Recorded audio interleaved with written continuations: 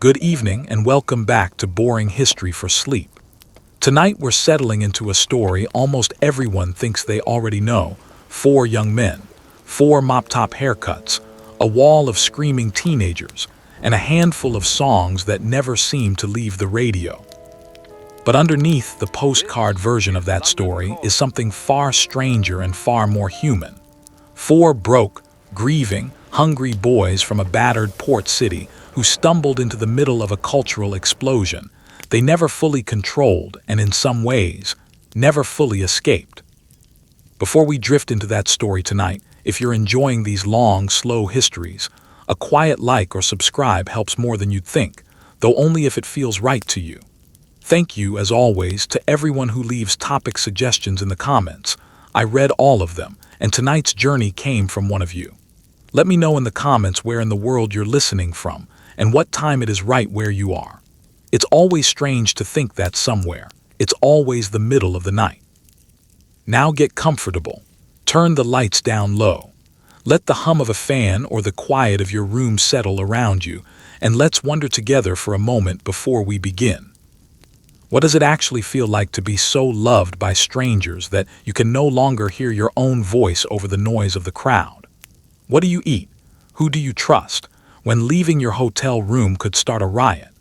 Can four working-class boys from the same few streets stay who they were to each other once the whole planet decides it owns a piece of them?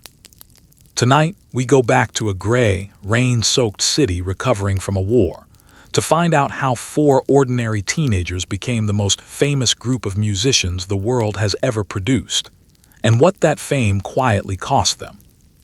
Our story begins not with music, but with rubble. Liverpool in the years after the Second World War was a city still nursing its wounds. German bombs had torn through the docks during the war, and long after the fighting ended, gaps still sat in the terraced rows where houses used to stand, empty lots where children, including the boys who would one day form this band, played games among broken bricks their parents remembered as somebody's kitchen or somebody's front room. It was not an easy place to grow up. Food rationing lingered well into the 1950s. A working-class family that owned a radio set counted itself lucky. A family with a record player belonged to a different world entirely. Liverpool was a city of shipyards, factory shifts, and tight budgets. The kind of place where a boy's future felt pre-written the day he was born, the docks, a trade, or if he was clever and very fortunate, a desk job somewhere dull and safe. But Liverpool had one enormous advantage that most other English cities lacked. It was a port. Ships arrived constantly from America, and the sailors who worked them brought back records that hadn't yet made their way into British shops, American rhythm and blues, early rock and roll, sounds that simply didn't exist yet on BBC radio. Liverpool's teenagers, almost by accident of geography, got a head start on the rest of the country. They were hearing the future before London even knew to listen for it. Then a cheap, homemade musical craze swept through working-class Britain, a style built on cheap guitars, a washboard for percussion, and a broom-handle bass made from a tea chest and a length of string. It cost next to nothing, required no formal training, and suddenly it seemed like every street in Liverpool had a cluster of boys banging away in someone's front room, chasing the same restless dream. For teenagers with no money for real instruments and no realistic path to anything bigger, it was intoxicating. You didn't need connections.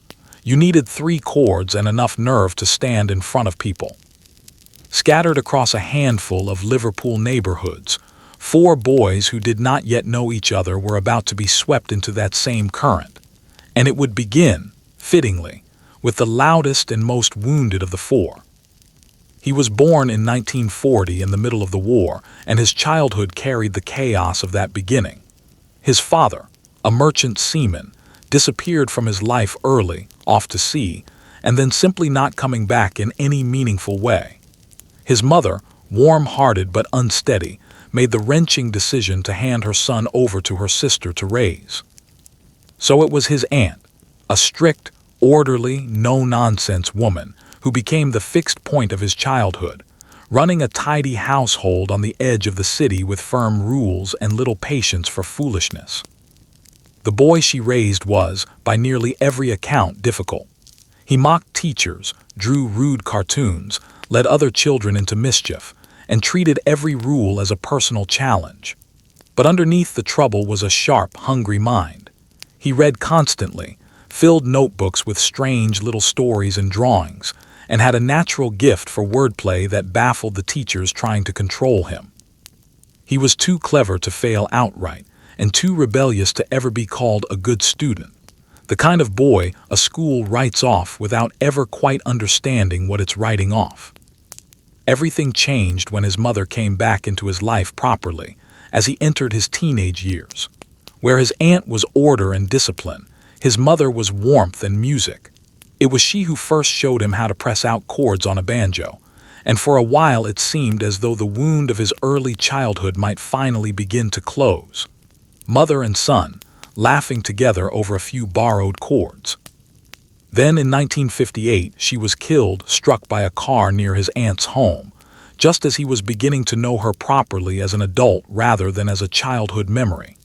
He was 17. He rarely spoke about it directly for the rest of his life, but the grief never fully left him, and it surfaces again and again, decades later, in the songs he would write. He had lost his mother twice, once to circumstance, once to death, and from that loss came a restless, almost desperate hunger to matter, to be heard, to leave some kind of mark loud enough that it couldn't be ignored. He'd already put together a scrappy amateur group with schoolmates, nomming it loosely after his school and appointing himself its unquestioned leader, despite barely being able to play. He tuned his guitar the only way he knew, like a banjo, because that's all his mother had shown him, and made up lyrics when he forgot the real ones. What he lacked in skill, he made up for entirely in presence and nerve. He needed someone who could match him. On a damp July afternoon at a neighborhood church fair, that someone was standing in the crowd. The day was pure English village ritual, the kind of afternoon that happens in 1,000 small towns every summer and is forgotten by everyone except the handful of people whose lives quietly pivot on it. There was a parade winding through the streets of the neighborhood, stalls selling homemade cakes and second-hand oddments, children scrubbed clean and dressed in their Sunday best, and a decorated flatbed lorry serving as a makeshift stage for the day's entertainment. It was the summer of 1957, in a quiet Liverpool suburb, and none of it looked like the beginning of anything. Up on that lorry, a scruffy group of teenagers in matching checked shirts worked their way through a set of half-remembered rock and roll songs, faking the parts they didn't know with sheer confidence.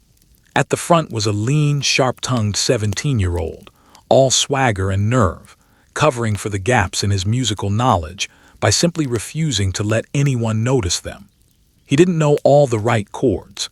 He didn't always remember all the right words. He committed anyway loudly, and dared the crowd to catch him out.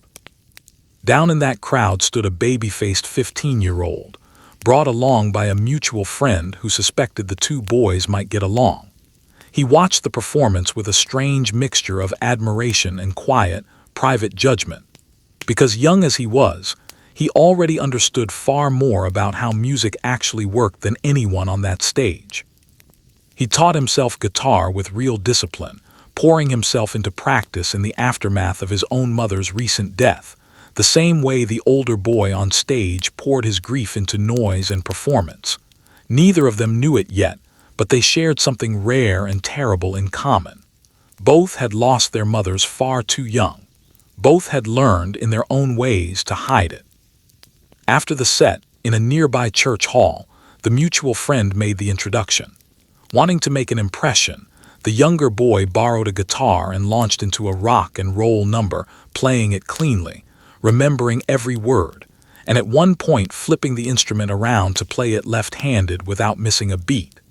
Then he did something that genuinely startled the older boys watching him. He tuned the guitar properly, a skill none of them had quite mastered, and rattled off the lyrics to several American songs from memory, songs the older group had only ever half-learned by ear. To a band of boys who'd been faking their way through performances, this looked something close to sorcery. Now came a decision that reveals everything about the character of the boy running that ramshackle group. The younger boy was clearly the more capable musician. Inviting him and meant risking being outshone in his own band on his own stage in front of his own friends. For a proud, grieving 17-year-old, that was not a small thing to swallow. He turned it over in his mind for a couple of weeks, weighing his pride against his ambition. In the end, ambition won out. He decided he would rather build something genuinely great than remain the biggest name in something small and going nowhere. Word came back through the same mutual friend. The younger boy was in. There were no contracts, no handshake for the cameras, just two teenage boys quietly agreeing to make music together, with absolutely no sense of the machinery of history clicking softly into place around them. From that afternoon in a church hall grew what would become one of the most celebrated songwriting partnerships in the history of popular music. But a real band needed more than two voices, and the group still lacked the final pieces that would one day complete it. One of those pieces was already close by, riding the same school bus each morning, guitar case balanced on his knees, dreaming of something bigger than Liverpool. The younger boy, let's call him by his role for now, the melodic one, the natural, had become friends on those long bus rides with a serious, watchful younger boy who carried his guitar everywhere and studied it the way other students studied for exams. Where the group's leader played on nerve and bravado, and the melodic one played on instinct, this third boy played on sheer, patient repetition, working out difficult guitar parts note by note until his fingers ached, treating music not as a hobby but as the entire point of being alive. The melodic one kept telling the older leader about this remarkably talented boy he knew from school, and eventually arranged a meeting. As the story has been told for decades, the audition took place, of all places, on the top deck of a late-night city bus, the boy running through a difficult instrumental piece to prove, right there among the tired commuters, that he really could play. And he could. But the leader hesitated anyway, and the reason was almost comically small. This boy was simply too young. He still looked like a schoolboy, and a group desperately trying to seem older, cooler, and more dangerous than they actually were worried that dragging along someone who still had homework due on Monday would make them look foolish. To his enormous credit, the boy didn't take no for an answer. He kept turning up. He kept quietly demonstrating, gig after gig, rehearsal after rehearsal, that he was simply the best guitarist any of them had heard up close. His playing was clean, confident, and years ahead of where his age suggested it should be. Eventually, the leader relented, not won over by charm because there wasn't much charm involved, but won over by pure, undeniable talent. The boy was in. Whatever age gap had worried the older members would dissolve almost entirely once a shared sense of purpose took hold, the way it so often does among teenagers chasing the same impossible dream. Now there was a nucleus, 3 guitarists who could write, sing, and play, bound together by ambition and by a shared, mostly unspoken need to escape the gray streets and grief that had shaped each of them. They rehearsed obsessively wherever they could find space, adopted and dropped band names with the casual restlessness of teenagers still figuring out who they wanted to be, and cycled through an unstable parade of drummers and hangers-on who drifted in and out without ever quite sticking. The lineup remained incomplete and would stay unsettled for years to come. What they had instead of stability was raw material, stubborn belief, and a fierce, unspoken conviction that they were headed somewhere, even if none of them could have said exactly where. They were rough. They were badly rehearsed by any professional standard.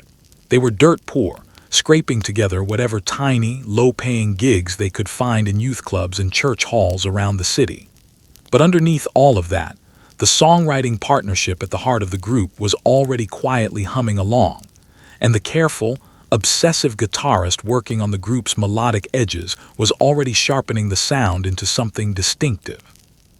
All they needed now was a furnace hot enough to forge these raw, unfinished pieces into something real, and they would find it, improbably.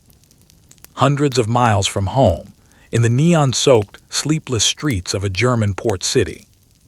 In 1960, this still largely unknown group crossed the sea to Hamburg, Germany, to play the rowdy, unglamorous clubs of the city's red light district. What awaited them there was less a booking than a trial by fire, hour after hour of playing, night after night, in smoke-choked rooms crowded with sailors, dockworkers, and men who would turn on a boring band without a second thought. They slept in a filthy back room behind a cinema. Hamburg very nearly broke them. It also forged them completely, turning a scrappy group of amateurs into a tight, road-hardened live act capable of holding any room in the palm of its hand. The opportunity had come through a Liverpool contact who arranged for young, cheap British groups to fill Hamburg's endless appetite for live music. By this point, the band had scraped together a bass player, a friend from art school, and recruited a drummer at more or less the last minute, simply so they'd have a full lineup to take abroad. They piled into a cramped van, crossed the North Sea, and arrived in a city unlike anything Liverpool had prepared them for. Sprawling, glittering, and genuinely dangerous. A district where the bars never seemed to close and vice pulsed through the streets around the clock. Their living arrangements set the tone for everything that followed. They were housed behind the screen of a rundown cinema, in windowless rooms pressed up against the public toilets, so cold and grim that they could hear the films playing through the thin walls as they tried to sleep. They washed in the cinema's public facilities. They had almost no money, and they were expected to play, and play, and play, for a demanding, often drunk, often dangerous crowd that would turn hostile toward a dull band in an instant. The club owners gave them one relentless instruction, shouted at them night after night, make a show. Don't just stand there. Move, sweat, shout, put on a spectacle. A still band was a boring band, and a boring band emptied the room fast. So the group learned out of pure necessity to perform with their whole bodies, stomping, hollering, clowning around, playing the same handful of songs harder and wilder than any studio recording ever dared. The group's fiery, young leader in particular threw himself into this instruction completely, hurling himself around the tiny stage with a manic, unpredictable energy that could be thrilling one night and unnerving the next. The hours were close to inhuman. On an ordinary night, they might play 4 or 5 hours straight. On weekends, the set stretched even longer, an exhausting marathon that would have flattened seasoned adult professionals, let alone a group of teenagers barely out of school. There was no way to fill that much time with polish alone, so they filled it instead with everything they had. Improvising, stretching songs out well past their natural length, learning on the fly how to read a room and hold its attention for hours at a stretch. Necessity taught them more about performing in those few months than years of safe little hometown gigs ever could have. By the time their first stretch in the city ended, they were a genuinely different band. The endless nights had welded them into a unit that could play tight, loud, and confident through absolute chaos. They'd also picked up the leather-clad, tougher look of Hamburg's club scene, trading the neat, boyish image they'd arrived with for something harder and more dangerous looking. The trip didn't end cleanly, either. Their youngest member was discovered to be under the legal age required to work in the clubs and was sent home, and a small fire in their old cinema living quarters saw others sent packing not long after. They limped back to Liverpool bruised, broke, and transformed. The city that had barely noticed their departure would scarcely recognize the act that came home. Hamburg had cost them dearly in sleep, in comfort, and eventually in far worse ways than either. To survive sets that sometimes stretched past 8 hours a night with barely a pause, the young musicians leaned on cheap stimulant pills that circulated freely through the clubs, a common crutch among performers expected to stay loud and lively until sunrise. It was a punishing daily routine of too little sleep, poor food, and constant noise, the kind of grind that would flatten most grown adults, let alone teenagers still finishing their growth spurts. And yet out of that exhaustion came a strange kind of alchemy, a raw stamina and hunger that would soon set this scruffy Liverpool group apart from every other band competing for attention back in Britain. It's worth pausing here to really understand just how far beyond ordinary human endurance those Hamburg nights actually ran. A modern concert today lasts perhaps 2 hours and leaves performers thoroughly drained. These young men were expected to play for a full working day's worth of hours, over and over, week after week, in front of a crowd that churned constantly beneath them. Sailors arriving, drinking, leaving, replaced by new sailors, so the band could never simply coast on a familiar, settled audience. Every single hour demanded fresh energy from boys who were already running on fumes. The pills themselves were, at the time, a legal stimulant, widely used and easy to come by, passed around by waitresses and fellow musicians as casually as anyone might pass around cigarettes. Their effect was simply to hold off exhaustion and keep tired young bodies moving long after they wanted to stop. For a group contracted to play through the night, night after night, they seemed less like an indulgence and more like a basic tool of the trade. The only realistic way to meet demands that no properly rested person could have met night after night regardless of talent. None of this should be romanticized, and it shouldn't be dressed up as glamorous because it plainly wasn't. It was the behavior of exhausted, underfed teenagers pushing their still-developing bodies well past any healthy limit, simply to hold onto a job that barely paid enough to live on. The routine took a genuine toll. They lived on scraps of food, drank far more than was good for them, smoked constantly, and slept only in short, broken stretches whenever the brutal schedule allowed it. It was the kind of lifestyle that ages a young person quickly, and it planted certain appetites and habits that some of the group would quietly struggle with for years afterward. But there was, undeniably, a hard, useful gift buried somewhere inside all of that youthful misery. The relentless demand forged a work ethic and a physical stamina that few bands anywhere in Britain could hope to match.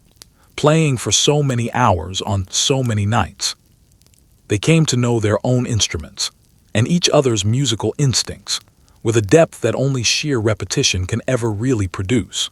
They learned how to keep a set feeling alive even when they were half dead on their feet from exhaustion, how to feed off whatever energy a crowd offered up even when their own tanks were empty, how to turn raw tiredness into a strange, wired, electric kind of intensity that audiences responded to instinctively, even if they couldn't have explained why. They also built up an enormous working repertoire purely out of necessity.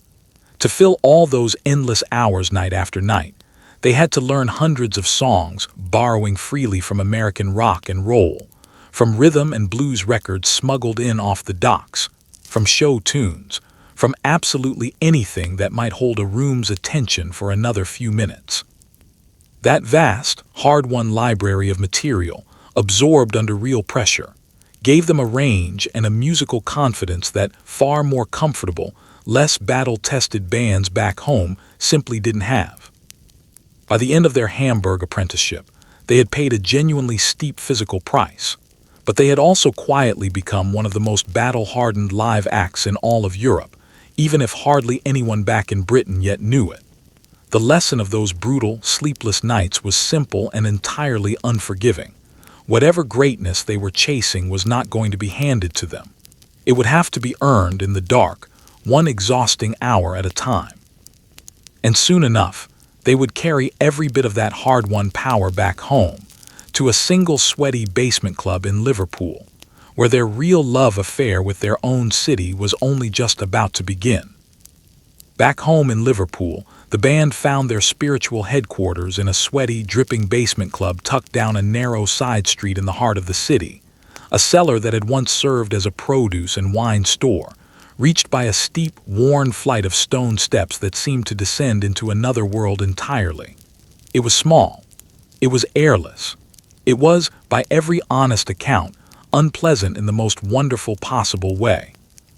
The ceiling sat so low that taller patrons had to stoop just to move through the room.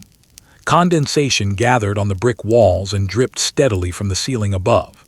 The heat of hundreds of packed bodies turned the whole space into something close to an underground sauna, and the smell, a thick, unmistakable blend of sweat, cigarette smoke, and disinfectant, was something regulars would remember fondly for the rest of their lives. It should not, by any sensible logic, have been the launching pad for anything at all. It turned out to be exactly perfect. The club had originally catered to a crowd of serious jazz enthusiasts, the kind of purists who at first looked down their noses at the loud, brash new beat music these Liverpool youngsters were dragging in. But tastes were shifting fast, and the raw, driving sound the band had carried home from their brutal Hamburg apprenticeship was precisely what a restless young audience was hungry for. The lunchtime sessions, in particular, became something close to legendary. Office workers, shop girls, and students would rush over during their midday breaks, cram themselves into the packed cellar, eat sandwiches standing shoulder to shoulder, and watch the band tear through a short, ferocious set before hurrying back to their desks with their ears still ringing. What audiences saw during these sessions was a band utterly transformed by their time abroad. Gone were the timid, under-rehearsed teenagers of only a couple of years earlier. In their place stood a tight, confident, faintly dangerous-looking group dressed in leather, cracking jokes with the crowd between songs, tearing through number after number with an ease that comes only from having played those same songs 1,000 times before, in far worse conditions than this. They talked directly to the audience. They teased regulars they recognized by name. The whole atmosphere felt less like a formal performance and more like a party being thrown by close friends who happened to be extraordinarily good musicians. The bond between the band and their home city deepened with startling speed. They played that same cellar again and again, hundreds of appearances over the following years, until they became fixtures there, local heroes, the pride of a working-class neighborhood that had never before produced anything the rest of the country cared about. Fans came back not once but constantly, learning every word to every song, claiming their favorite spots against the sweating brick walls, following the group from venue to venue across the city like a small, devoted army. A genuine grassroots following took root during this period, the kind that simply cannot be manufactured by any amount of marketing, the kind built one sweaty lunchtime at a time, sandwich in hand. It was during this stretch that the sense of the band as something genuinely special first began to crystallize.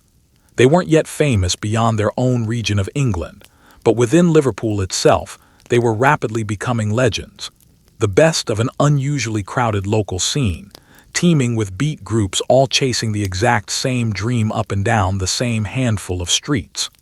What set them apart increasingly was their own songwriting. Where most local bands stuck safely to cover versions of American hits, this group had begun slipping in more and more of their own original material. And the crowds, rather than growing restless, responded with real enthusiasm. But talent, however real, and a loyal local following, however fierce, were never going to be enough on their own. Liverpool sat a long way from the actual centers of the British music business, and London tended to dismiss anything from the north of England as a hopeless provincial backwater. Plenty of genuinely brilliant groups played out their entire careers in cellars just like this one, and were never heard of anywhere beyond their own city limits. What this particular band needed desperately was someone with real connections, real ambition, and an almost irrational belief in what he was looking at. That someone was about to walk down those same steep stone steps in a smart, expensive suit, purely out of curiosity, with absolutely no idea that the scruffy group he was about to watch would end up changing his life just as completely as he was about to change theirs. He was a well-dressed, soft-spoken young man who ran a respected local record shop and had never managed so much as a single musician in his entire life.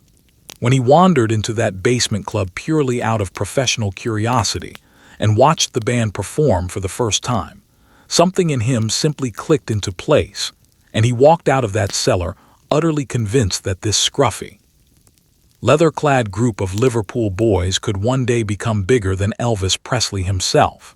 He cleaned up their image, put them into matching suits, taught them to bow together neatly at the end of a set, and threw the whole of himself into making a skeptical world sit up and take notice. Without him, there's a very real chance this entire story simply ends in that basement, forgotten. He came from a comfortable, respectable Liverpool family that ran a successful chain of furniture and electrical shops across the city, and he'd been given charge of the record department, which he ran with a genuine flair that surprised even his own family. He was cultured, sensitive, and impeccably turned out, a world away, in nearly every visible respect, from the rough young men he was about to devote the rest of his working life to. By his own later account, he first heard of the band because customers kept coming into his shop asking for a record the group had made in Germany while backing another singer. Simply intrigued that a local group had managed to cut a record at all, he decided to go and see them for himself, purely out of curiosity, expecting very little. What he found in that basement genuinely astonished him. The music was raw, unpolished, occasionally sloppy. The setting was cramped and squalid.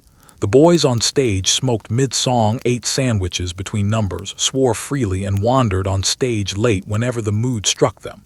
And yet there was a magnetism radiating off that stage that he simply could not shake, no matter how hard his more sensible instincts tried to talk him out of it. He went back again, and then again. He watched them and felt, with a certainty that genuinely surprised even him, that these four scruffy Liverpool boys possessed something the entire world would eventually, inevitably want for itself. Eventually, he made his move. He offered to become their manager, and they accepted the offer more or less on a handshake and a mutual leap of faith on both sides of the table. It was, on paper, a genuinely strange match. He knew almost nothing about actually managing a working band, and they knew almost nothing about the polished, moneyed world he moved through so comfortably. But he brought exactly the qualities they were sorely missing: organization, ambition, respectability, and an unshakable belief that simply overrode every single rejection still waiting for them down the road. His very first task was making them presentable to a business that would never take a scruffy cellar act seriously, no matter how good the music was. This meant changes the band did not universally welcome. He coaxed them out of their tough Hamburg leather and into smart matching suits. He insisted, gently but firmly, that they stop eating and smoking mid-performance, that they arrive on time for once, and that they finish every set with a neat, unified bow toward the audience. The band's sharp-tongued young leader in particular chafed hard against being tidied up this way, deeply suspicious of anything that smelled even faintly of selling out his own identity. But they trusted their new manager's instincts even through their own discomfort, and the transformation, against all their private doubts, genuinely worked. The dangerous Hamburg toughs became clean, charming, unmistakably marketable, all without losing a shred of the wit and raw energy that had made them special in the first place. His devotion to them went far beyond simple image management. He poured his own money, his own time, and his own hard-won reputation into the group, hauling their demo recordings personally around London, badgering record executives who had no particular interest in listening, refusing outright to accept that a group from the English provinces simply couldn't make it in the capital. He handled every tedious practical burden they had neither the patience nor the temperament to deal with themselves, shielding them almost entirely from the ugly business side of the industry so they could focus purely on the music itself. In doing all of this, he became something far more significant than a mere manager. He became, in every meaningful sense, a kind of fifth member of the group, the steady, adult center around which the entire chaotic enterprise now quietly turned. There was a private cost buried inside all of this devotion that few people around him fully understood at the time. He carried burdens of his own, in an era that treated men like him with real cruelty, and he channeled a great deal of his own private loneliness directly into the band's growing success, which slowly became the single great project of his entire life.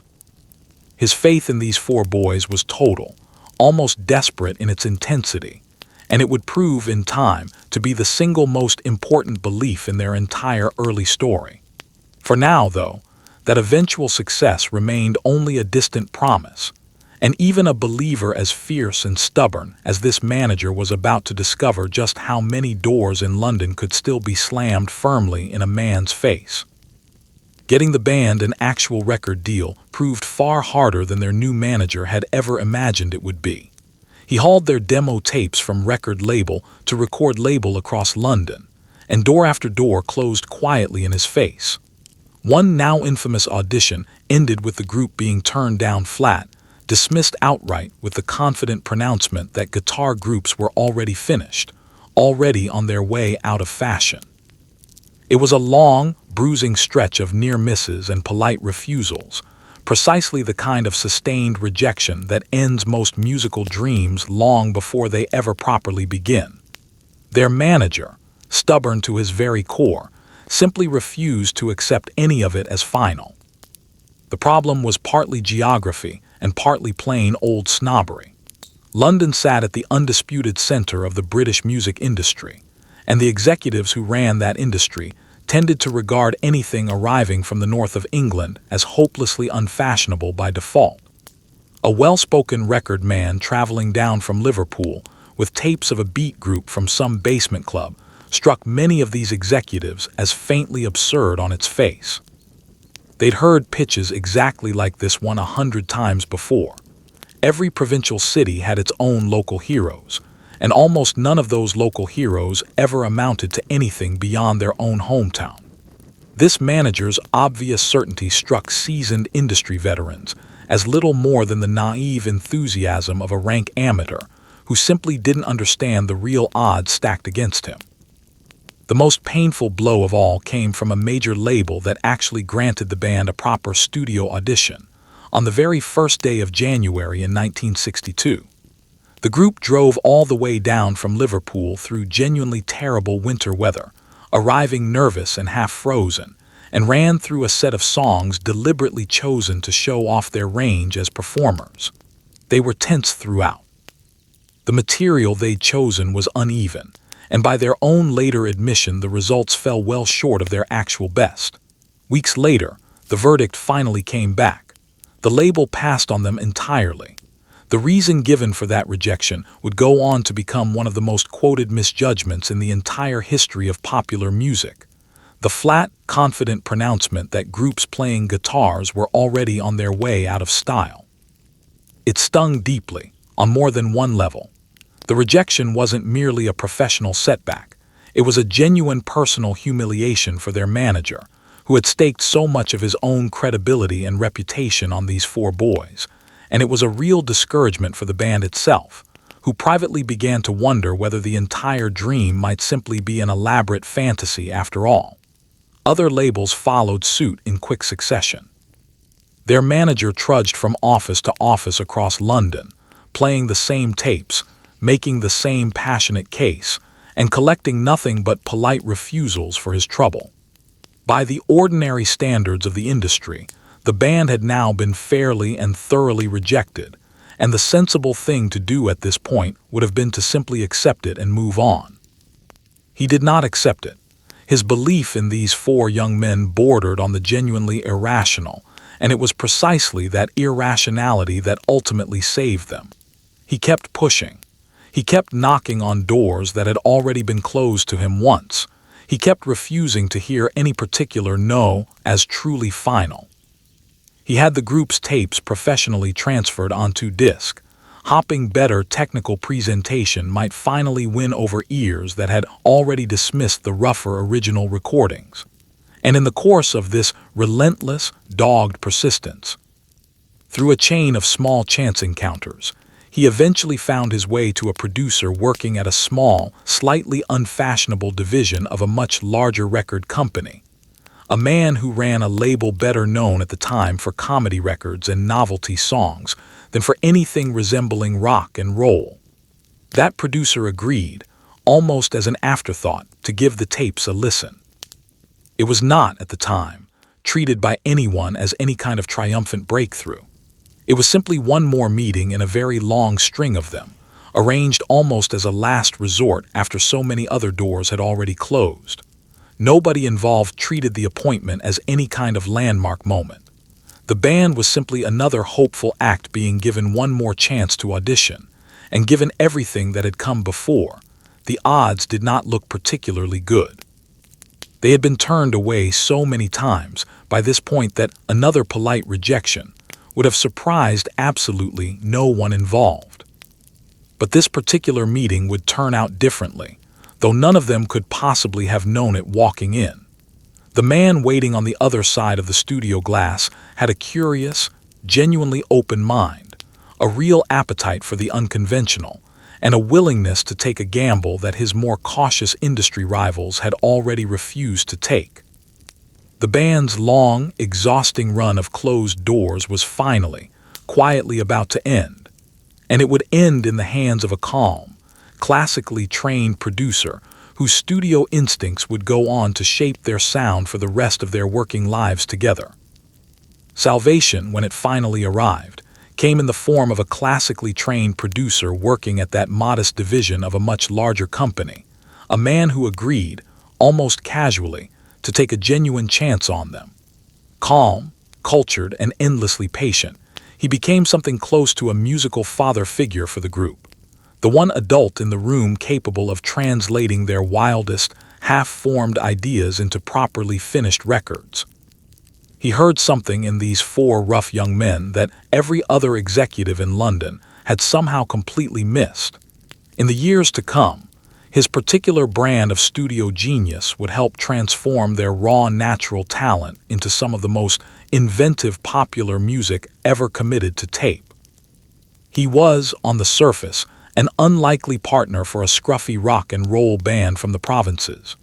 Trained rigorously in classical music, he had spent years producing comedy albums, novelty records, and orchestral pieces, building a professional reputation for genuine craft, refined taste, and a real willingness to experiment when the material called for it. He was noticeably older than the band, spoke in the polished, careful tones of an entirely different social world, and could easily have looked down his nose at four cheeky provincial boys with rough manners and even rougher home recordings. Instead, he found himself genuinely intrigued. At their very first proper session together, he wasn't immediately bowled over by the songs themselves, which he privately found fairly unremarkable at first listen. What actually won him over was the boys themselves, their easy charm, their quick sense of humor, and the sheer, undeniable chemistry crackling visibly between the four of them. As the story has been told many times since, when he finished carefully explaining the technical side of the recording process and asked, purely as a formality, whether there was anything about the setup they particularly disliked, one of them cheekily replied that he wasn't especially keen on the producer's necktie. The whole room dissolved into genuine laughter, and something in the producer's assessment simply clicked into place. He realized in that moment that whatever these four boys actually had, it was rare, it was real, and it was absolutely not something that could be taught in any conservatory. He signed them and set about the careful, patient work of turning their raw live energy into records the wider public would actually want to buy. This process required changes, some of them genuinely difficult for the band to accept. He wasn't fully convinced by their current drummer's playing and initially preferred using an experienced session musician for the actual studio recordings. A decision tangled up, in ways that would soon become clear, with the band's own private restlessness about their existing lineup. He pushed them consistently on song selection and arrangement choices, steering the group toward material more likely to connect with a genuinely wide audience beyond their existing Liverpool fanbase. Crucially, he managed to do all of this without ever crushing their spirit or their confidence, guiding, rather than simply dictating, listening at least as much as he instructed. The partnership worked in the end because of a rare and delicate balance between the two sides. The producer brought technical mastery, formal musical training, and a calm professional authority the band simply lacked at this stage of their careers.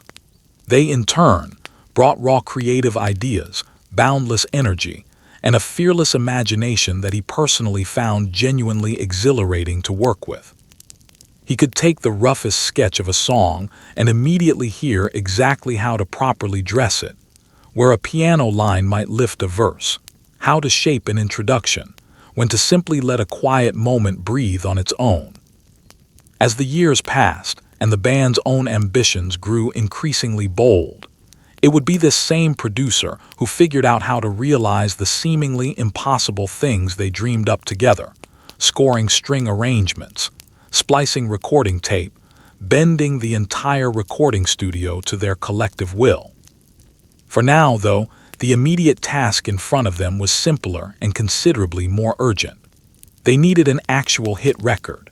Their first single together was a modest, bluesy little number that scraped its way onto the lower reaches of the charts, enough to prove the group was commercially viable, though nowhere near enough to set the wider world alight.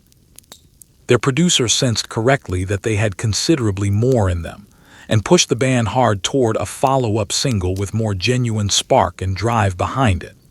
When they eventually brought him the song that would become their real breakthrough, he helped them sharpen it, speed up its tempo, and polish it into something close to irresistible. The pieces, at long last, were finally all in place. A band forged in the punishing fires of Hamburg and genuinely beloved in the packed cellars of Liverpool.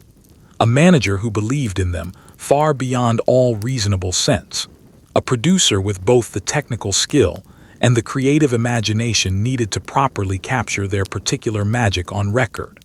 The long, difficult apprenticeship of struggle, rejection, and physical exhaustion was finally drawing to a close. What lay directly ahead was something none of them, not even their endlessly hopeful manager, could have possibly imagined in advance. But before any of that could happen, one more painful, difficult decision still needed to be made about exactly who would be sitting behind that drum kit. Just as everything finally began to move in their favor, the band made a decision that would cause real pain among their own most loyal fans. They quietly let go of their original drummer, a handsome, popular local favorite who had been with them through years of hard graft, and replaced him with a cheerful, distinctive-looking drummer from a rival Liverpool group. The switch caused a genuine uproar among their existing fan base, some of whom felt betrayed and turned out in protest outside their usual haunts. But the new drummer brought a steady, unshowy sense of rhythm, and a warm, deadpan sense of humor that fit the group's chemistry in a way nothing had quite managed before. The four who would go on to conquer the world were, at last, completely assembled. The drummer they let go had been with the group through every one of the hard years, including the brutal Hamburg apprenticeship, and he was, by most accounts, the most conventionally good-looking of the original lineup, with a brooding quality that had drawn a large and genuinely devoted following of his own back home. On the surface, letting him go made very little sense. He looked exactly the part. The fans clearly adored him. He had earned his place through the exact same grinding nights the others had survived alongside him. And yet, underneath the surface, something had never quite clicked properly between him and the rest of the group. The reasons were tangled, and the men involved gave somewhat different accounts of the decision over the years that followed. Part of it was genuinely musical. Their new producer had real reservations about the quality of the drumming on their studio recordings, and made it clear he might prefer to use an experienced session player in the studio regardless of who sat behind the kit live. Part of it was more personal, a quiet, hard-to-articulate sense within the group that their drummer stood slightly apart from the other three, socially and temperamentally, never quite folding into the tight brotherhood the rest of them had built. Whatever the true balance of reasons actually was, the decision was made, and it fell to their manager to deliver the painful news while the other three members deliberately kept their distance from the conversation. A cold, awkward end to years of genuinely shared struggle. Into that empty seat came a drummer the band already knew well from years on the Liverpool and Hamburg club circuit, where he'd built a strong reputation playing with one of the city's most popular rival groups. He was slightly older than the others, had been sickly as a child, and had been toughened by that early adversity into someone with a dry, understated wit and an easygoing warmth that immediately smoothed over the group's internal chemistry. Crucially, he was also a genuinely fine drummer of a very particular kind, not a flashy showman looking to draw attention to himself, but a rock-steady timekeeper with an unusually good instinct for exactly what any given song actually needed, and the discipline to never play more than precisely that. The band's existing fans did not take the change quietly. When word spread that their beloved drummer was out, loyal supporters were genuinely furious. Crowds gathered outside the Cellar Club chanting their support for the departed drummer, and the mood turned ugly enough that one of the remaining guitarists, caught awkwardly in the middle of the dispute, ended up with a black eye from the resulting scuffle. For a genuinely tense stretch, it seemed the change might actually cost the band the very local devotion they'd spent years carefully building up. But the uproar eventually faded, as these things generally do, and the underlying wisdom of the change quickly became impossible to deny. The new drummer's playing locked the whole band together in a way that had somehow eluded them before his arrival. His feel for rhythm was so natural and so consistently tasteful that it soon became a genuine signature of their overall sound, the solid, swinging foundation that let the other three build freely on top of it. Just as importantly, his personality completed the group in a way that went well beyond mere musicianship. Where the group's original leader was sharp-edged and the melodic songwriter was effortlessly charming, and the quiet guitarist was intensely focused, this new drummer was funny, unpretentious, and almost impossible to dislike, the good-natured heart of the whole group. For the very first time, the lineup that the entire world would soon come to know by heart was fully and finally assembled. Two gifted songwriters out front, a brilliant young guitarist standing beside them, and a drummer anchoring the whole arrangement with warmth and quiet precision. They now had their sound, their look, their devoted manager, and their skilled producer. Everything, at long last, was finally in place. All that remained was for the records themselves to actually catch fire with the wider public, and that moment, as it turned out, was now only a matter of weeks away. In the closing months of 1962, the band's debut single crept quietly onto the British charts, modest by later standards, but entirely real, and the first solid proof that all those years of struggle had genuinely counted for something. Then came a follow-up single that shot rapidly toward the very top of the charts, and suddenly radios all across Britain were carrying their songs into ordinary homes and workplaces. Their first full album was recorded in a single marathon day in the studio, capturing all the untamed live energy of their years performing together. The dream they'd chased for so long through smoky clubs and slammed office doors was, finally and almost unbelievably, becoming real. That first single was a simple, bluesy little number, built around a plaintive harmonica line and a plain, catchy chorus that stuck in the ear after just one listen. It was not, by any measure, a masterpiece, and it didn't particularly need to be one. Reaching even the middle portion of the national charts represented a genuine achievement for a completely unknown group from the English provinces. And more importantly, it got the band onto national radio and properly in front of the wider country for the first time. For the band themselves, hearing their own record played over the airwaves for the very first time was a thrill none of them ever quite forgot. The first tangible sign that the wider world might actually, genuinely be listening to what they had to offer. The real breakthrough arrived with the very next release. It was faster, brighter, and irresistibly exuberant. Driven forward by soaring vocal harmonies and an infectious energy that seemed to leap straight out of the radio speakers. When the band recorded it, their producer reportedly sensed immediately that they had something genuinely special on their hands, and told them, as the very last note faded away in the studio, that they had just made their first #1 record. He was very nearly right. The song raced rapidly up the national charts, and depending on which particular chart you consulted at the time, it either topped the listings outright or came within a hair's breadth of doing so. Either way, the underlying message was now completely unmistakable. The band had genuinely arrived. With momentum building rapidly, their producer wanted a full album released quickly, to seize the moment before it could possibly slip away. There was neither the time nor the budget for any kind of leisurely, drawn-out recording process. So the band simply did what they already knew how to do better than almost anyone else in the country. They played their existing live set. In a single long day in the recording studio, worn out and visibly battling colds, they blasted their way through the songs that had already made their reputation in the clubs, blending cover versions with their own original material, capturing take after take with barely a pause for breath between songs. The final track of that marathon session, a raw, throat-shredding closer, was captured in a single furious take, because the lead singer's voice was genuinely giving out by that point, and there simply wasn't going to be any opportunity for a second attempt.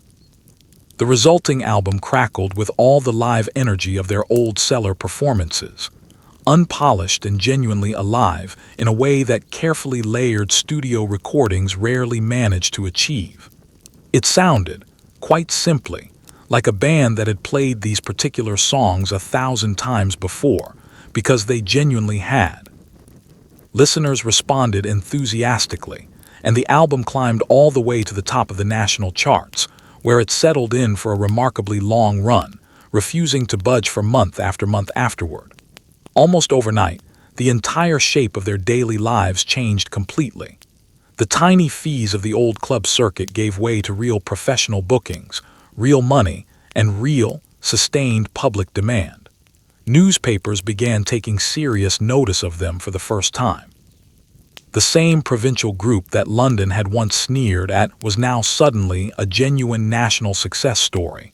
And the pace of absolutely everything, the touring, the recording sessions, the endless interviews accelerated rapidly into something close to a permanent blur. Yet even all of this was still only the opening act of a much larger story. What the band had achieved to this point, a run of genuine hit singles and a chart-topping debut album, would already have crowned most working musicians' entire careers. For this particular group, it was merely the initial spark. The dry brush of the whole country was primed and waiting, and the fire about to catch would burn hotter and spread faster than anything British popular culture had ever witnessed before. The specific word for what was about to happen hadn't even been properly invented yet, but it was coming, and quickly. What happened next was less a gradual rise to fame than an outright cultural detonation. Across Britain throughout 1963, the crowds at their shows swelled rapidly. The screaming grew genuinely deafening, and newspapers scrambled to find some word capable of capturing the sheer scale of the hysteria they were now witnessing firsthand. They eventually found one, and a new term for the phenomenon was born almost overnight. Teenage fans wept openly, fainted in the crush of the crowds, and clawed desperately at anything the band members so much as brushed against. Almost overnight, 4 young men who had recently been sleeping in the back of a cramped touring van were now the single most talked about people in the entire country, and the surrounding noise was only just beginning to build. It built with genuinely frightening speed. Each new single sold faster than the one before it. Each new public appearance drew a larger, more frenzied crowd than the last. What had begun as ordinary enthusiastic clapping curdled rapidly into something far wilder, a kind of collective hysteria that seemed to grip young audiences the very instant the band walked out onto any stage. Girls screamed until they genuinely lost their voices, sobbed uncontrollably in the crush, and in some documented cases simply passed out cold and had to be carried away by nervous venue staff. The overall sound inside these halls grew so overwhelming that the actual music itself was frequently lost entirely beneath the wall of noise. The press, at first genuinely baffled and then visibly delighted by the story unfolding in front of them, seized eagerly on the phenomenon. Reporters who had never previously covered a pop group in their careers suddenly found themselves writing front-page stories about the extraordinary scenes of chaos following this band everywhere they went. The newly coined word for the surrounding madness spread quickly through the newspapers and onto everyone's lips, a tidy label for something genuinely nobody had quite witnessed in this particular form before. Overnight, the four band members became something close to a full national obsession. Their faces appeared on every available magazine cover. Their distinctive haircuts were imitated by boys right across the country, and their every public move was dissected and breathlessly reported on. A genuine turning point arrived with an appearance on a hugely prestigious televised variety show, attended that particular evening by members of the royal family themselves. Performing directly in front of an audience representing the very establishment that had long looked down on their kind of music, the band managed to charm the entire watching nation. Their cheeky, self-deprecating sense of humor between songs, delivered with a knowing wink toward the grand company seated up in the balconies, won over even the most stubborn of skeptics watching that night. It was the precise moment the phenomenon stopped being dismissed as a passing teenage craze, and instead became something the whole country, across generations, could genuinely enjoy together, a shared source of national pride and delight. The sheer scale of the surrounding mania created real, practical logistical problems. Simply getting the band safely into and back out of theater venues became something close to a military operation, with police officers physically holding back crushing crowds while the group was hustled through kitchens, back service doors, and hidden exits. Concerts themselves were barely concerts at all in any traditional sense, drowned as they invariably were in a wall of continuous screaming that made it genuinely pointless even to try being heard over it. The music itself, ironically enough, was fast becoming almost beside the point of the entire exercise. What the assembled fans actually came for was the sheer, overwhelming experience of simply being in the same physical space as their idols, whether or not they could actually hear a single note being played. For the band members themselves, all of this was exhilarating and deeply disorienting in roughly equal measure.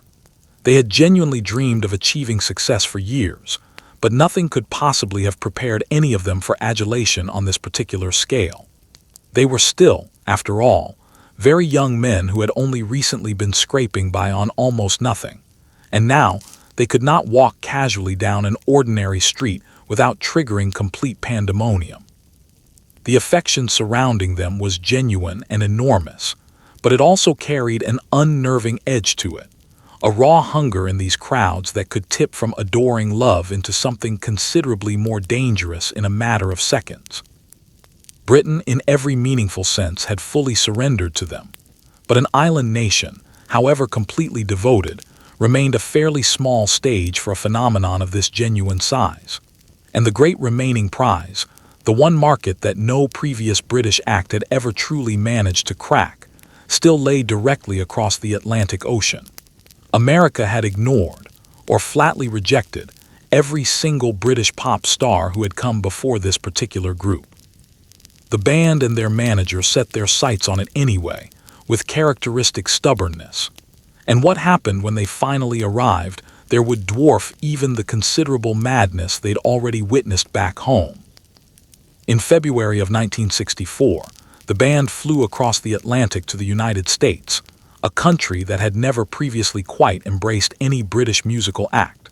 When they stepped out onto the stage of a famous Sunday evening television program, an estimated 73 million Americans were watching them live, one of the largest television audiences the medium had ever recorded up to that point. The following morning, the whole country woke up fundamentally changed. America did not merely welcome this scruffy little band from Liverpool. It lost its collective mind for them, almost overnight, and the group had officially become a genuine worldwide phenomenon. The ground for this moment had actually been carefully prepared in advance. For all the hysteria already raging back home in Britain, British musical acts had an unbroken, humiliating record of failing badly whenever they tried to break into the American market. The band and their manager both knew this history well. This time, though, something was genuinely different. A single had already been released in the United States ahead of their arrival, and against every previous precedent, it had rocketed all the way to the very top of the American charts in the weeks immediately before they actually landed on American soil. For the first time in this band's history, an entire country was primed, curious, and eager, its airwaves already thoroughly saturated with the sound of songs it hadn't even known existed a few months earlier. Even so, the scene that greeted them at the New York airport genuinely stunned everyone present, including the band members themselves. Thousands of screaming fans had already massed there simply to witness their arrival.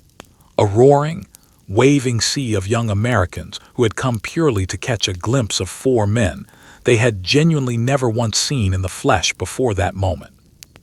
It was the very first sign that the American reaction might actually match, or even exceed, the frenzy already raging back home in Britain. The band, gazing out at that overwhelming crowd from inside their car, could scarcely quite believe that all of this noise and adoration was genuinely meant for them. The centerpiece of that first American visit was their appearance on the single most popular variety program in the entire country, a beloved Sunday night institution watched regularly by families right across America.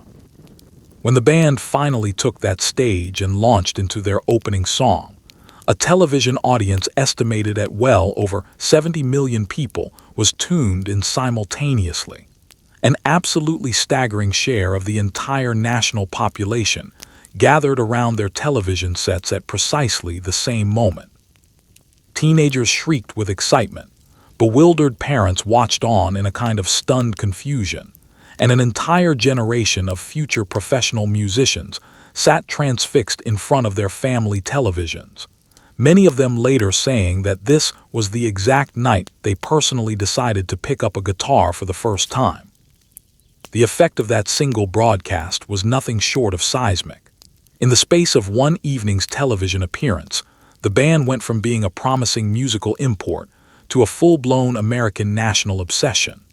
Their records rapidly flooded the American charts, at one remarkable point occupying an unprecedented cluster of the very top chart positions simultaneously, a feat no musical act had managed before them, and none has quite managed since in the same overwhelming way. Merchandise bearing their likeness appeared seemingly everywhere. Their distinctive haircuts, their accents, their easy sense of humor, all of it was suddenly the absolute height of fashion, across a country that only a few short weeks earlier had barely even heard their names. What made this particular conquest feel so genuinely complete was never just the music itself, but the personalities behind it.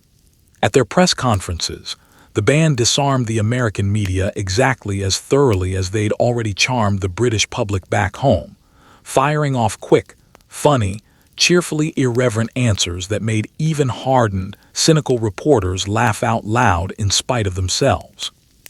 They flatly refused to be pompous or falsely grateful in the way the press seemed to expect from visiting celebrities, treating the entire surrounding circus with a knowing sense of humor. And America found that refreshing honesty absolutely irresistible. They seemed, throughout it all, to genuinely be having fun, and that particular joy proved wonderfully infectious to everyone watching. The visit opened the floodgates for an entire wave of British musical acts to follow in their footsteps across the Atlantic, though none of them would ever quite match that first overwhelming American breakthrough. The band had achieved something that everyone in the industry had confidently said simply could not be done.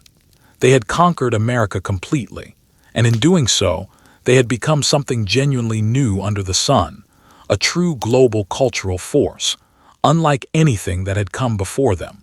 But global fame of this staggering scale came with an equally global price attached to it.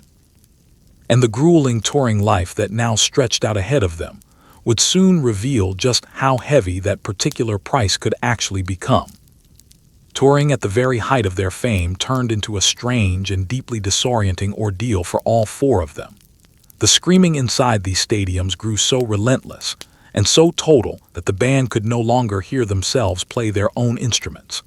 The primitive sound equipment of the era stood absolutely no chance against tens of thousands of shrieking fans packed into a single venue. So the four of them mouthed their way and strummed blindly through entire sets they could barely make out themselves. Night after night, they performed for oceans of people who had come not to listen but purely to scream. And slowly, gradually, the genuine joy of playing began to curdle into something closer to pure physical endurance. The technology of the era simply hadn't caught up with the sheer size of the crowds they were now regularly drawing.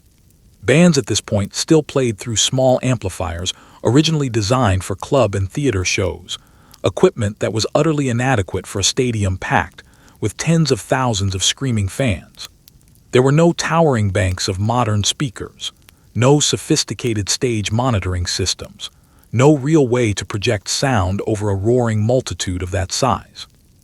The result was that the actual music vanished almost the moment it left the stage, swallowed whole by the surrounding wall of noise pouring off the audience. The band adapted, out of pure necessity, in the only way genuinely available to them. Unable to properly hear either their own instruments or one another, they learned to rely entirely on watching each other's hands and mouths, following visual cues like a downstroke or a small nod just to stay roughly together through a song. Their drummer, marooned at the very back of the stage with absolutely no chance of hearing the guitars up front, learned to keep time purely by watching the others sway and move their bodies. On the worst nights, they were essentially performing in complete mime, going through the physical motions of songs that no one present, least of all the band themselves, could actually hear properly. For four young men who had spent years genuinely hunting their craft in smoky clubs, who took real personal pride in playing well, this amounted to a peculiar kind of torment. The entire point of being a working musician, the simple pleasure of making a genuinely good sound, of locking perfectly into a groove, of nailing a particularly tricky part, had effectively been stripped away from them entirely. What remained instead was pure spectacle, a kind of ritual in which the band simply appeared, the crowd screamed continuously, and the actual music became almost incidental to the whole experience. Their playing grew noticeably sloppier over time, simply because it no longer seemed to matter to anyone, since nobody in the audience could tell the difference anyway. The crowds themselves had become overwhelming to the point of genuine physical danger. This wasn't ordinary enthusiastic cheering, but a sustained, piercing roar capable of physically hurting the ears, rising to a fever pitch that simply never let up for the entire length of a show. Fans wept openly, shook uncontrollably, and reached out toward the stage with a desperate hunger, and the sheer emotional intensity pouring off these audiences was genuinely exhausting to stand in front of, night after night after night. It was flattering beyond any reasonable measure, and simultaneously faintly frightening in a way none of them had quite anticipated. Something essential inside the group began to sour during this period. The band had become, by any measure, the single biggest live act in the entire world, all while being functionally unable to deliver anything resembling a proper live performance. A bitter irony that gnawed at all four of them more and more as the tour dragged on. They began, privately, to feel like performing animals, trotted out night after night purely to be screamed at rather than genuinely heard, their actual musicianship rendered essentially irrelevant to the spectacle they were now selling. The exhaustion wasn't merely physical in nature, but deeply creative as well, a growing, private sense that this simply could not be what all those years of dedicated practice had originally been for. They kept going, night after night, because that was simply what successful touring bands did, and because the enormous machine surrounding them demanded it of them. But privately, the doubts kept quietly accumulating. If the music itself could not even be properly heard, what exactly was the entire point of this endless, grinding cycle? That question hung over all four of them, largely unanswered, as the tour rolled relentlessly on. Off the stage, Their daily lives had become something close to a gilded cage. The band was routinely smuggled in and out of concert venues in unmarked laundry vans and armored cars. Effectively marooned inside hotel rooms, they could not safely leave without immediately setting off some kind of riot in the street below. Fans camped outside their doors around the clock, tore desperately at their clothing whenever they managed to get close, and occasionally broke straight through police barricades in a genuine frenzy. What looked from the outside like the most glamorous existence imaginable often felt, from the inside, like a lonely and airless kind of confinement.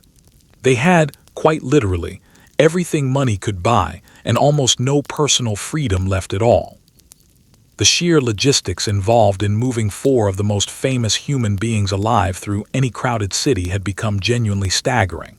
Wherever they went, dense crowds formed almost instantly, and those crowds could turn from purely adoring to genuinely dangerous within seconds, not through any real malice, but simply through sheer, overwhelming desire to get physically close to their idols. So the band was forced to travel essentially like fugitives, spirited through service entrances and restaurant kitchens, hidden inside unmarked vehicles, hustled up narrow back staircases by visibly nervous security men. Elaborate decoy vehicles were sometimes deployed simply to draw crowds away from the band's actual travel route.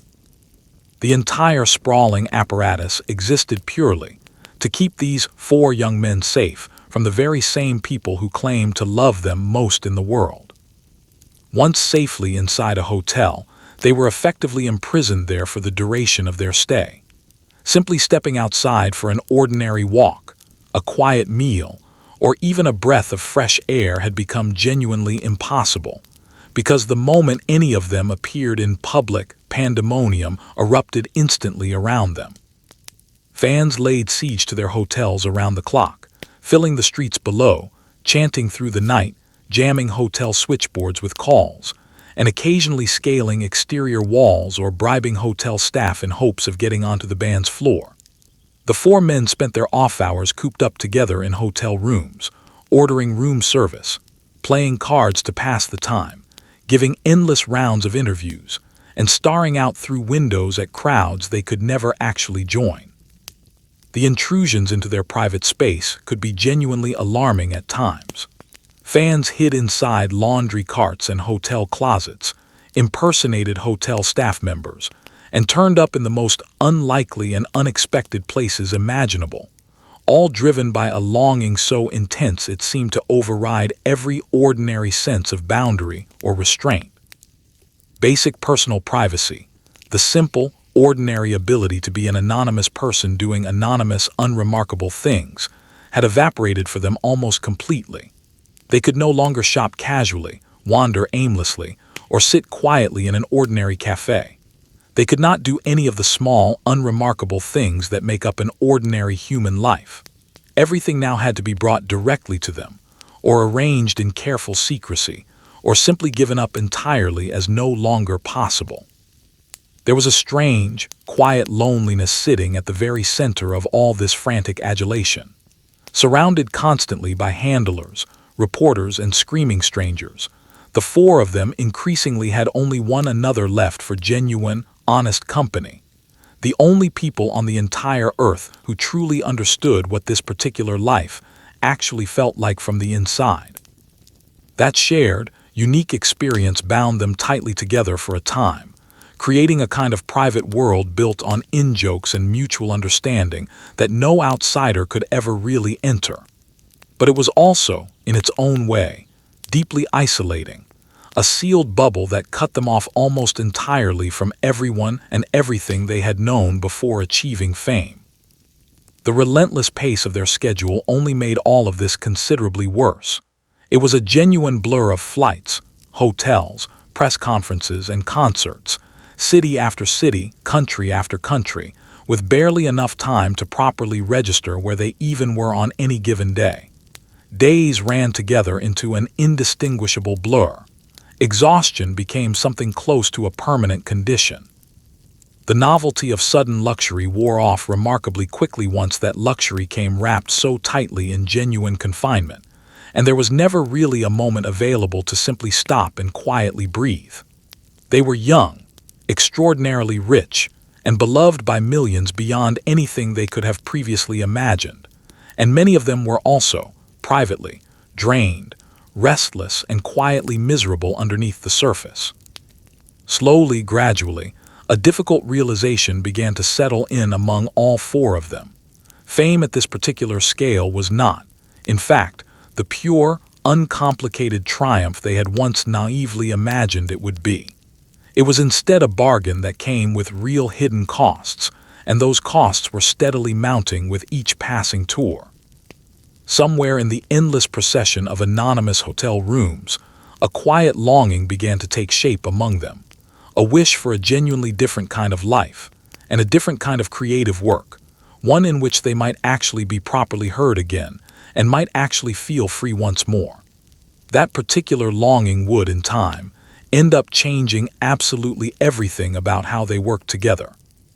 To feed the seemingly bottomless public appetite for all things related to the band, the group moved decisively into filmmaking, starring in a pair of feature films that showed off their easy natural charm and rapid-fire wit to audiences who hadn't yet seen them in this particular light. The first of these, shot in crisp black and white, followed a single madcap day in their touring lives and became a genuine critical hit with reviewers who had expected almost nothing from it. The second sent them off chasing an adventure story across sunlit locations abroad. On screen, the four of them appeared carefree and consistently hilarious, but between takes, the underlying fatigue was steadily mounting, and the men behind that grinning public image were growing visibly weary of the entire surrounding circus. The first film had been, on paper, a fairly cheap cash-in project, the kind of quick, low-budget picture that film studios routinely threw together specifically to squeeze some quick money out of a passing musical craze before public interest inevitably faded away. Nearly everyone involved in the production expected it to be entirely forgettable. Instead, thanks to a genuinely sharp director, a witty and well-observed script, and the band's own natural on-screen charisma, it turned out to be something considerably better than anyone had anticipated. A fresh, funny, fast-moving portrait of the surrounding madness of Beatlemania as seen entirely from the inside. Played largely for comedy, it captured the underlying chaos of their touring lives, the constant running from crowds, the enforced confinement, the sheer absurdity of the entire situation, and transformed all of it into genuinely joyful comedy. Critics who had privately braced themselves for the worst were pleasantly astonished by what they actually saw on screen. The film was widely praised as clever and genuinely inventive, and the band themselves, somewhat to their own surprise, were specifically singled out by reviewers for their easy, entirely unforced screen presence. They weren't trained actors by any stretch, but it turned out they didn't particularly need to be. They simply played versions of themselves on screen, trading quick jokes and cheeky asides back and forth, and their obviously real chemistry lit up the screen in a way professional actors often struggle to fake. The second film followed roughly the same successful formula, but on a considerably bigger scale, shot in vivid color, set across exotic foreign locations, built around a sillier and more elaborate adventure plot. It sent the band on a globe-trotting adventure full of chases and comedic set pieces, filmed in sunny climates that offered a genuinely welcome change of scenery from gray British concert halls. On screen, the whole thing played as colorful, light-hearted fun, and it produced several of the band's most beloved songs from that period. But the actual making of that second film told a rather different, more complicated story behind the scenes. By this point in their careers, the band were genuinely exhausted and increasingly emotionally detached, going through the familiar comedic motions on camera while privately drifting further apart from one another and from the whole enterprise. It was during the filming of this second movie that some band members first began quietly experimenting with substances that would soon reshape their music in significant ways, and a certain glazed, going through the motions quality noticeably crept into parts of the finished production. The relentless touring and recording schedule had genuinely worn all four of them down by this stage, and the novelty of playing lovable, harmless mop tops for the cameras was visibly wearing quite thin. They were beginning, privately, to feel increasingly like a packaged product being sold to the public, performing a public version of themselves that had less and less genuine connection to who they actually were as individual people underneath. The films accomplished exactly what they'd been designed to accomplish, extending the band's commercial reach well beyond music alone and into cinema, delighting audiences right around the world in the process. They also revealed something genuinely important about the four of them, that they possessed real charm and natural comic timing capable of carrying them well beyond their existing musical records. Had they actually wanted to, they might well have built entire separate careers as screen personalities in their own right. But that outcome was never really the underlying point of any of it. These films were essentially a product of the touring, screaming, tightly packaged phase of their fame, and that entire phase of their career was now quietly nearing its natural end. Behind all the easy grins and comedic gags, these four men were changing in more fundamental ways. They were growing considerably as serious artists, growing genuinely restless with the relentless treadmill of touring, and growing steadily more curious about what else they might become creatively if they finally stepped off that treadmill entirely. Their lovable, marketable public image was beginning to feel, privately, like an ill-fitting costume that no longer quite fit who they'd become. And soon enough, an offhand remark, blown wildly out of proportion by the press, would give all four of them a genuinely brutal reminder of just how conditional and fragile the wider world's affection for them could actually turn out to be. In 1966, an offhand remark made by the band's sharp-tongued leader about their own overwhelming popularity, twisted and considerably amplified as it crossed the Atlantic Ocean, ignited a genuine firestorm of controversy across large parts of the United States. Radio stations announced they were banning the band's music outright. Crowds gathered publicly to burn their records in organized bonfires, and serious threats began pouring in against the group. What had originally been little more than a casual, offhand observation made in a British newspaper interview became, almost overnight, a full-blown international scandal. For the very first time in their career, the public's adoration curdled visibly into genuine fury, and the band caught a genuinely frightening glimpse of just how quickly the love of millions of strangers could sour into outright rage.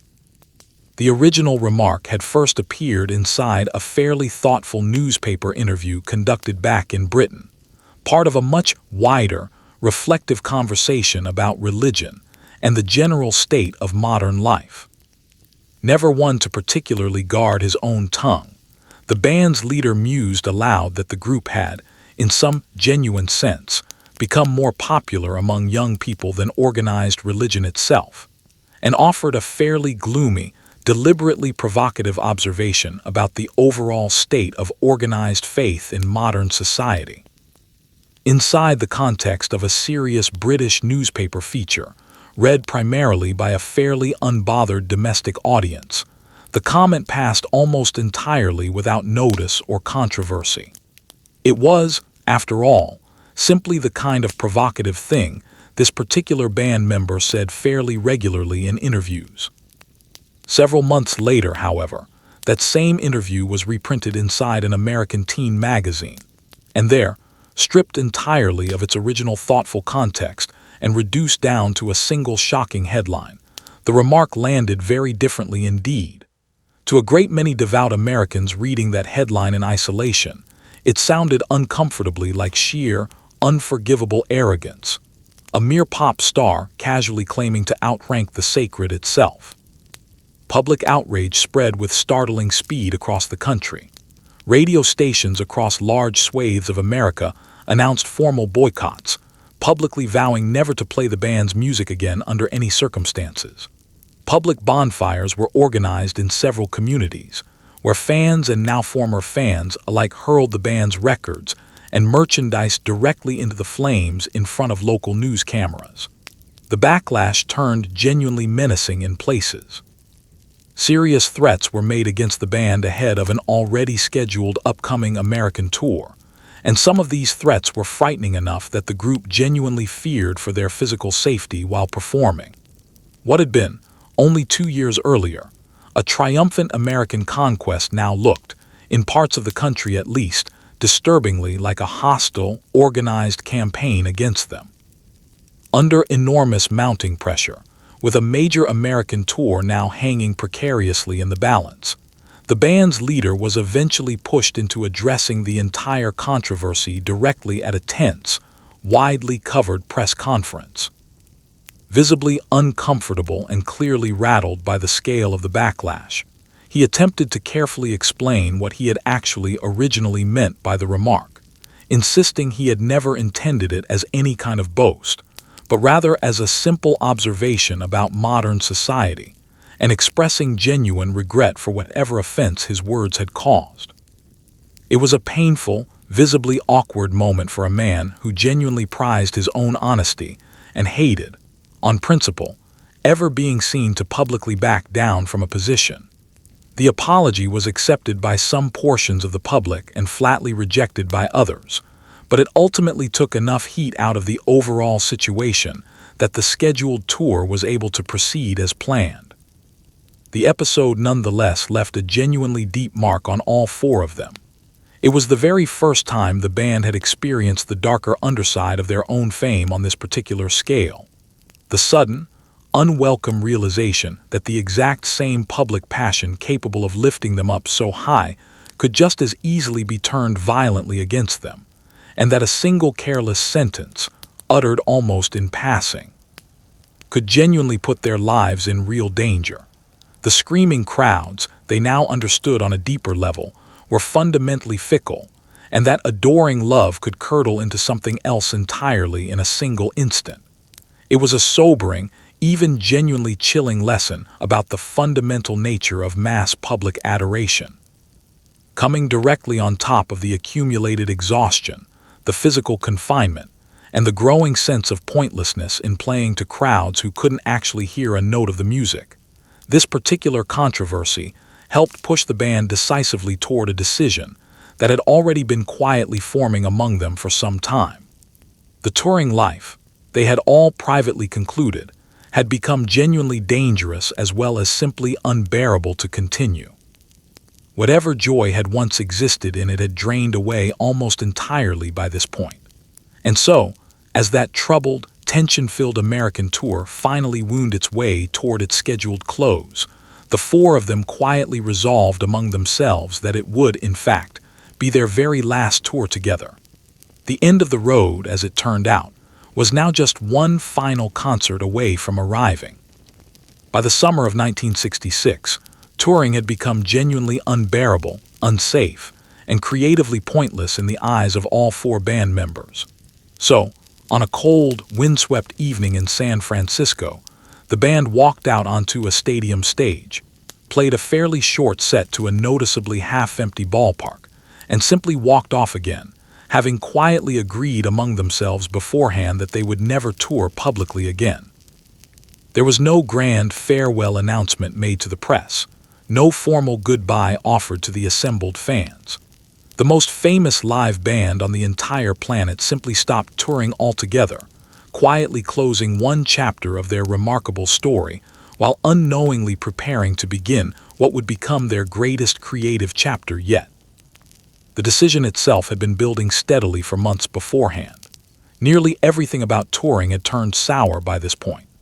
The deafening screams that buried their actual music entirely, the physical confinement and genuine danger that came with constant crowds, the relentless day-to-day grind of the schedule, and finally, the frightening religious backlash that had made their most recent American tour feel considerably less like a joyful celebration and more like a genuine gauntlet to survive.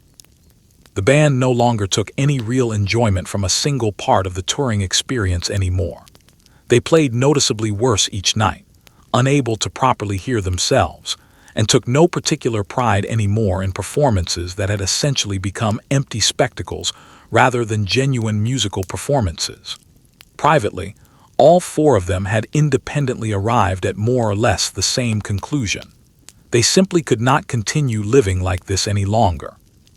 That final show took place at a large baseball stadium in San Francisco, chosen almost at random as simply the last remaining stop on a tour they were all desperately eager to finish. The venue itself was noticeably far from full that particular evening, a telling and rather sad sign that even the surrounding mania was beginning to cool somewhat by this point. It was a genuinely chilly, windy night, and the band took the stage knowing quietly among themselves, without any real fanfare or ceremony, that this particular show represented the end of an entire era.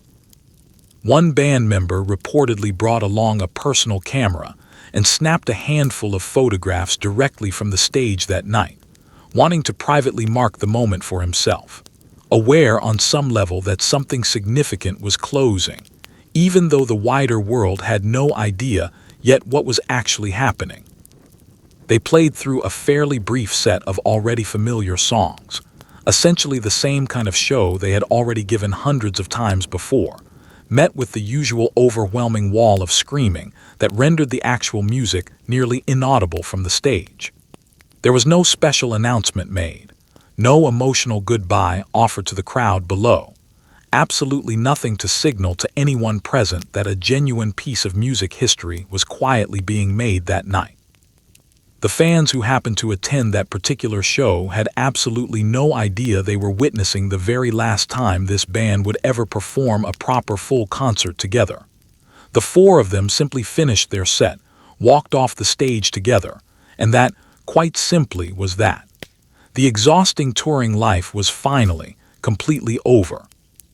The relief they privately felt afterward was genuinely enormous. Freed at last from the relentless treadmill of live touring, they could finally slow down properly, breathe freely, and seriously think about what they actually wanted from their creative careers going forward. For the first time in several exhausting years, there were no more screaming crowds to physically run from, no more sold-out stadiums left to fill, no more overwhelming noise left to endure night after night. The crushing pressure that had been steadily building on all of them finally lifted, and in its place opened up something they had almost entirely forgotten they still possessed: genuine, unstructured time. There was admittedly some real professional risk buried inside this particular decision. A band that simply stopped touring altogether, gave up the single most direct connection to its existing audience, and defied more or less every conventional rule of the music industry, which firmly held that genuine stars needed to be regularly seen live in order to stay commercially relevant. Some industry observers privately wondered whether a group that essentially vanished from the concert stage might simply fade away from public consciousness over time. But this particular band possessed something considerably more valuable than any ordinary touring schedule. They had access to a fully professional recording studio and an artistic ambition that had already been straining hard against the practical limits of live performance for quite some time. Ending their touring career wasn't really a retreat at all in the end, but rather a genuine creative liberation. Released entirely from the impossible physical demands of the road, the four of them turned their full attention inward toward the recording studio itself, toward serious experimentation, toward the pure creative pursuit of interesting new sounds, entirely unshackled from anything they would ever subsequently need to reproduce live on any stage. Freed completely from the road, the band retreated fully into the recording studio and in a very real creative sense were reborn there. No longer bound by any practical concern over what four musicians could actually reproduce live on a stage, they began treating the recording studio itself as a genuine musical instrument in its own right, layering sounds on top of one another, running recorded tape backward for strange new effects, chasing creative ideas that essentially no one had properly attempted before in popular music. Their longtime producer and his skilled engineers became full creative partners in what amounted to a genuine laboratory of relentless sonic experimentation. The screaming had finally stopped completely, and in the sudden, unfamiliar quiet that followed, the band discovered they could essentially conjure almost any sound they could collectively imagine. For their entire career up to this particular point, their recorded music had been shaped by a largely hidden practical constraint. Every song they wrote essentially had to be playable live, by 4 musicians armed with guitars and a drum kit, because sooner or later they would inevitably need to perform it live in front of some screaming crowd somewhere. That underlying limitation had quietly governed nearly everything they wrote and recorded throughout their career to that point. Now, with touring firmly behind them, that constraint simply vanished entirely overnight. If a particular song suddenly called for a full orchestra, an unusual sound effect, or an impossibly complex tangle of overlapping musical parts, none of that mattered anymore in the slightest, because no one would ever actually need to recreate any of it live on a physical stage. This newfound freedom unlocked a genuine torrent of creative invention among all 4 of them. The band began thinking of the recording studio not merely as a place to simply capture a live performance, but rather as a genuine tool for constructing entirely new sounds completely from scratch. Piece by careful piece, they layered instrument upon instrument, vocal track upon vocal track, constructing rich, genuinely dense recordings far beyond anything 4 musicians could realistically produce simultaneously in a single live take.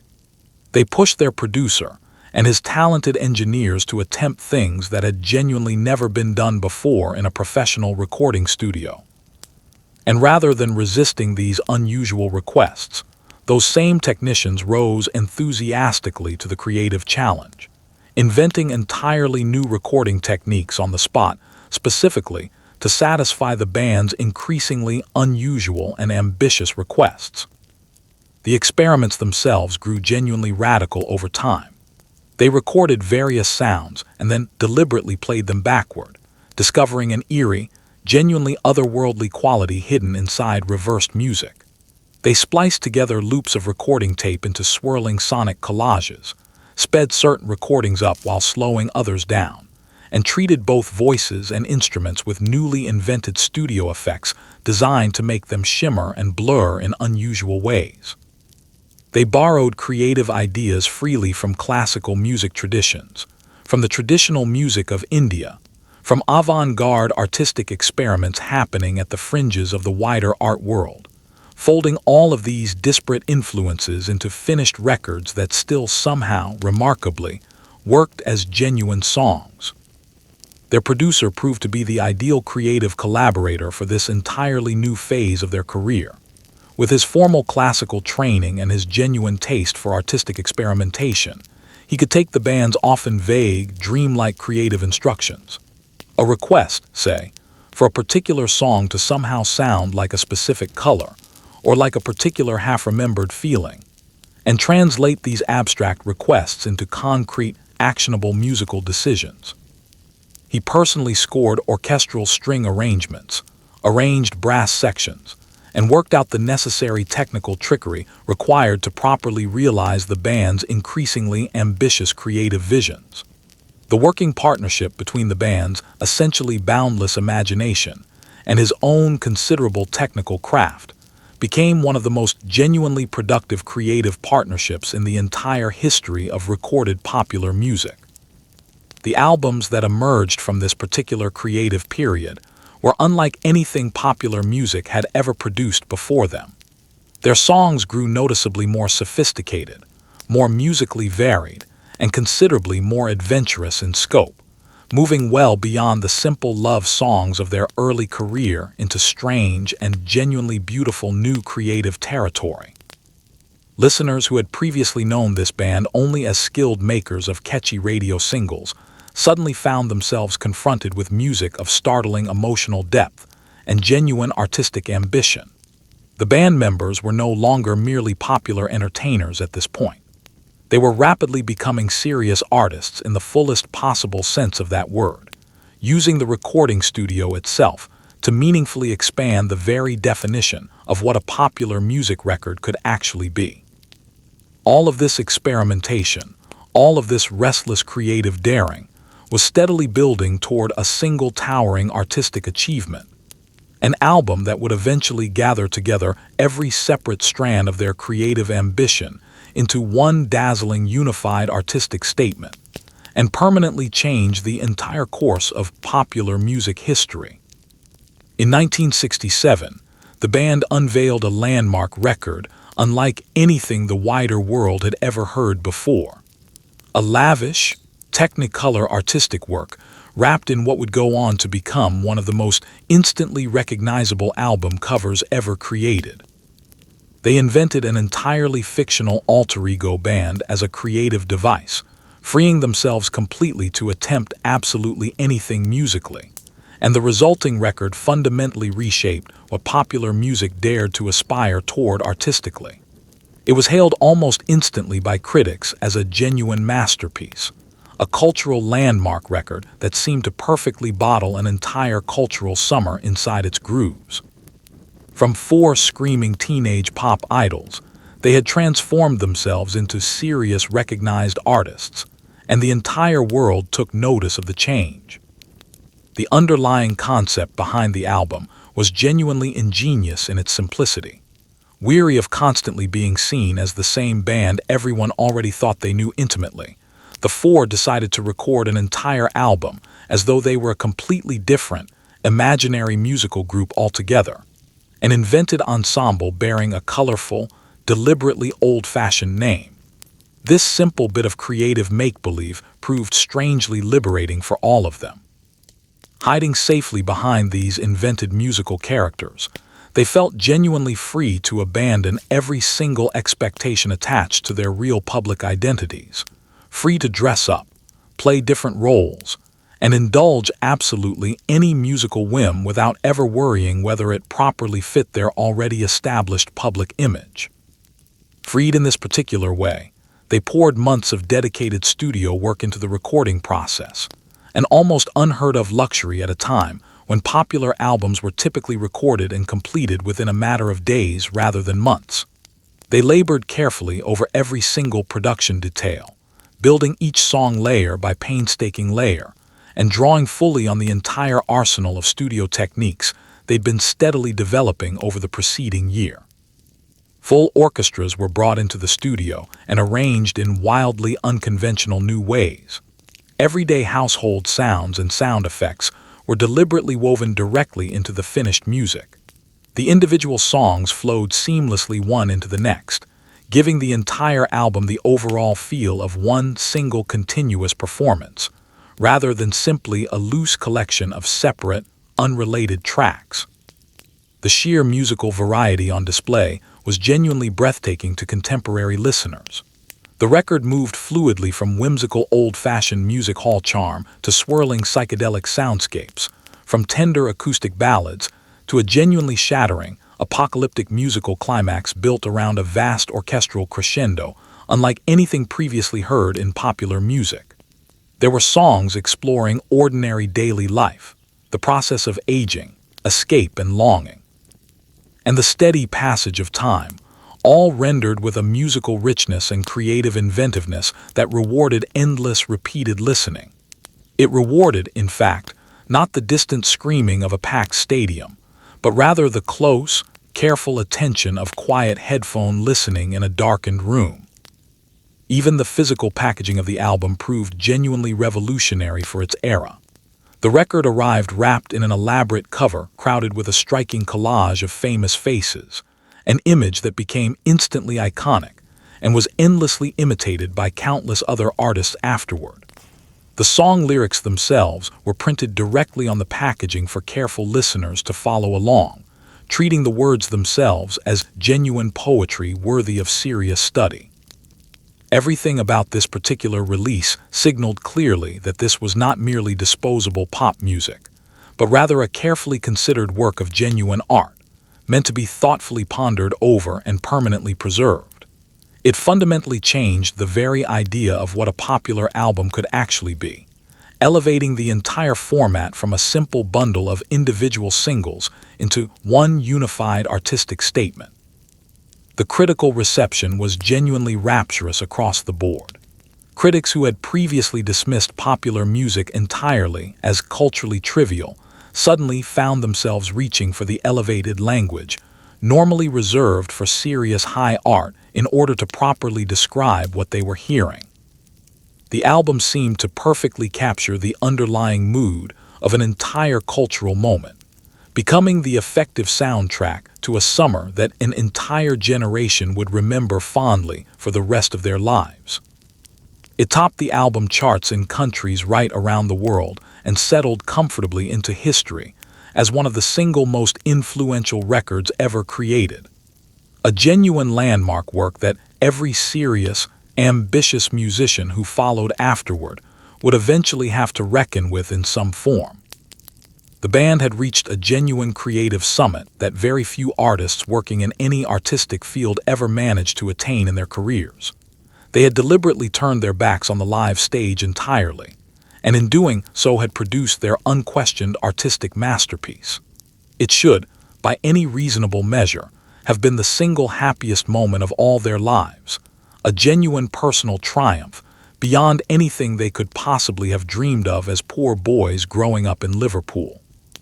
But even as the wider world celebrated their greatest collective achievement, a private, devastating catastrophe was quietly about to strike, one that would leave the band suddenly, frighteningly alone for the very first time in years. At the absolute peak of this professional triumph came a genuinely devastating personal blow. In August of 1967, their devoted manager, the man who had believed in them completely when literally no one else would, died suddenly at the young age of 32.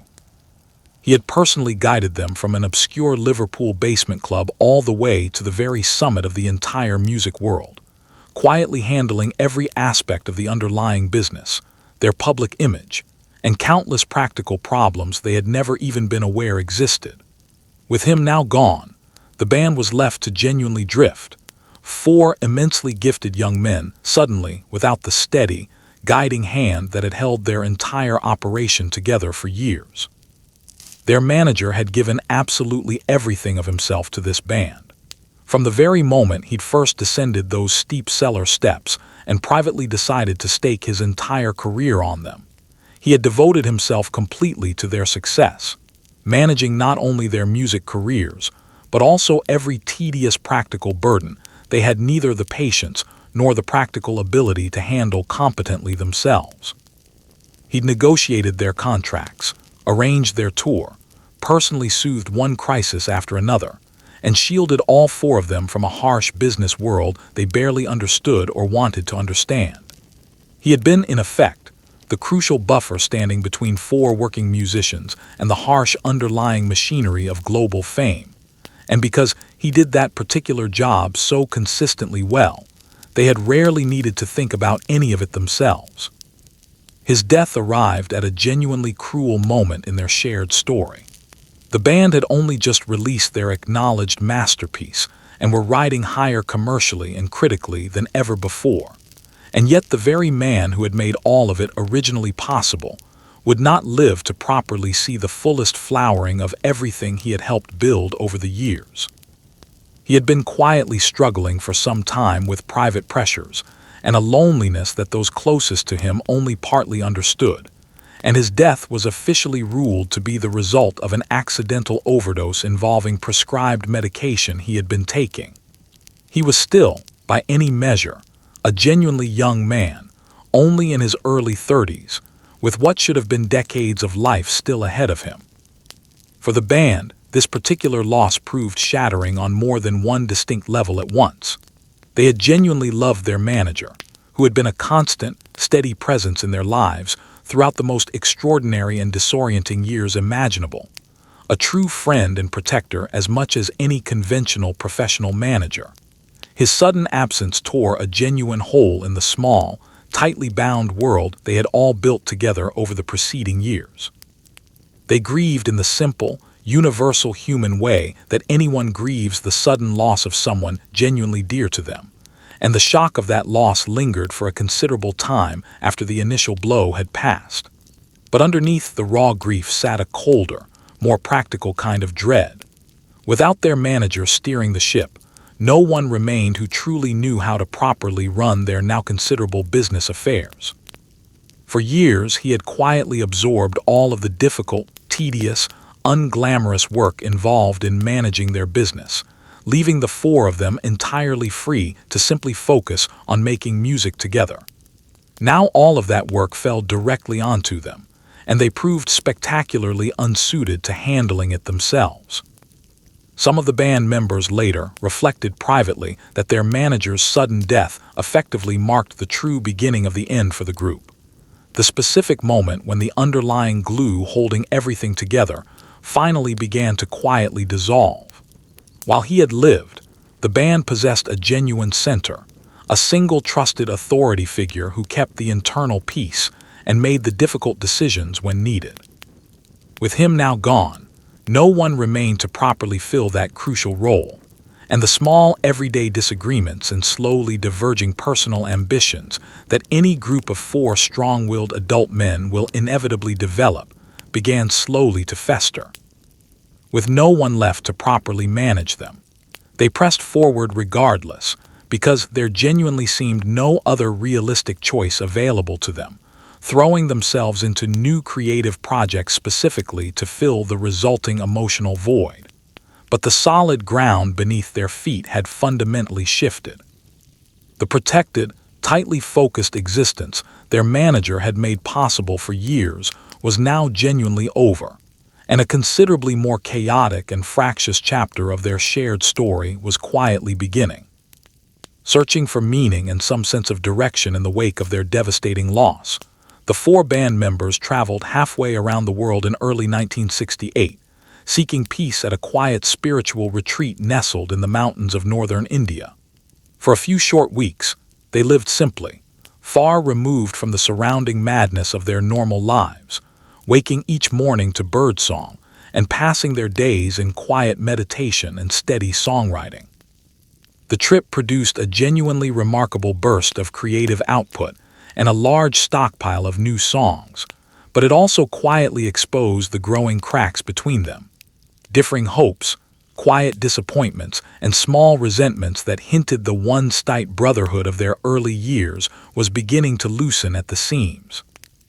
The journey itself grew directly out of a fascination that had been steadily building for some time already.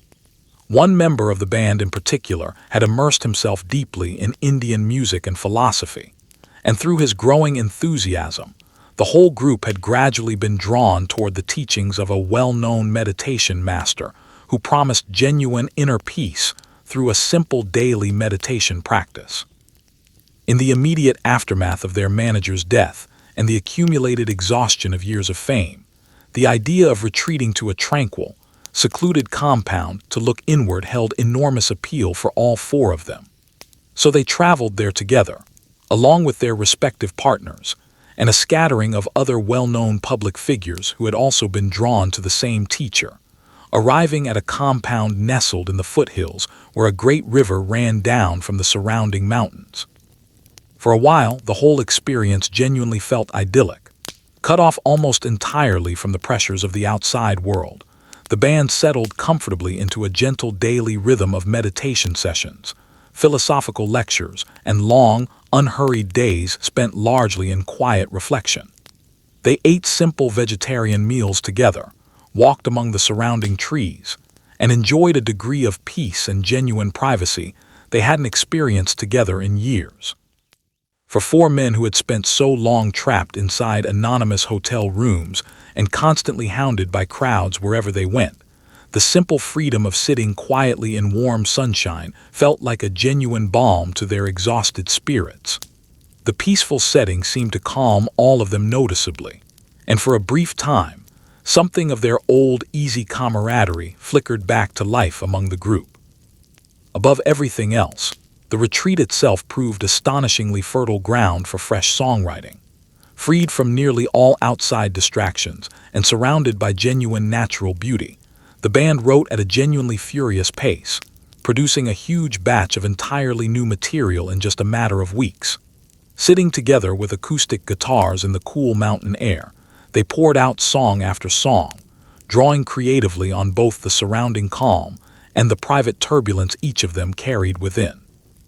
This considerable wealth of new material would eventually form the backbone of their next album and beyond, one of the single most genuinely productive creative periods of their entire career together. But the underlying harmony among them didn't last for very long. As the weeks wore on, individual members grew noticeably restless at rather different rates and for quite different personal reasons.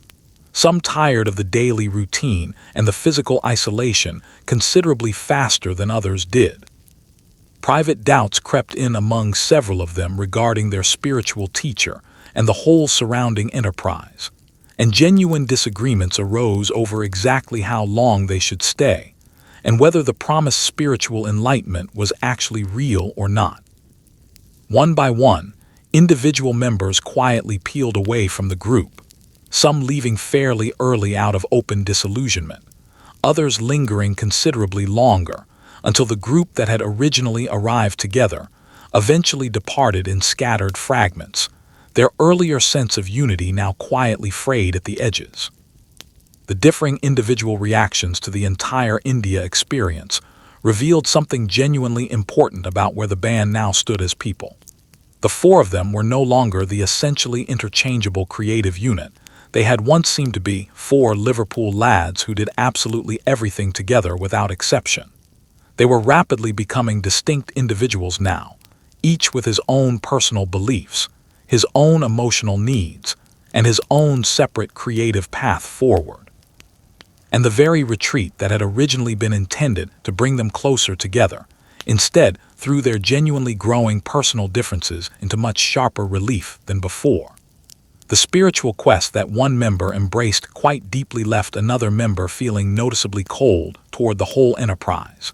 And these particular divergences proved considerably harder to simply paper over than the small, ordinary squabbles of their earlier years together. Still, they eventually returned home considerably richer creatively than they had left, armed with an extraordinary trove of brand new songs, and genuinely eager to begin recording all of it properly. What none of them could quite see yet was that the sheer sprawling abundance of that new material, combined with the increasingly separate individual creative visions now driving each songwriter, would strain the group considerably harder than anything that had come before it.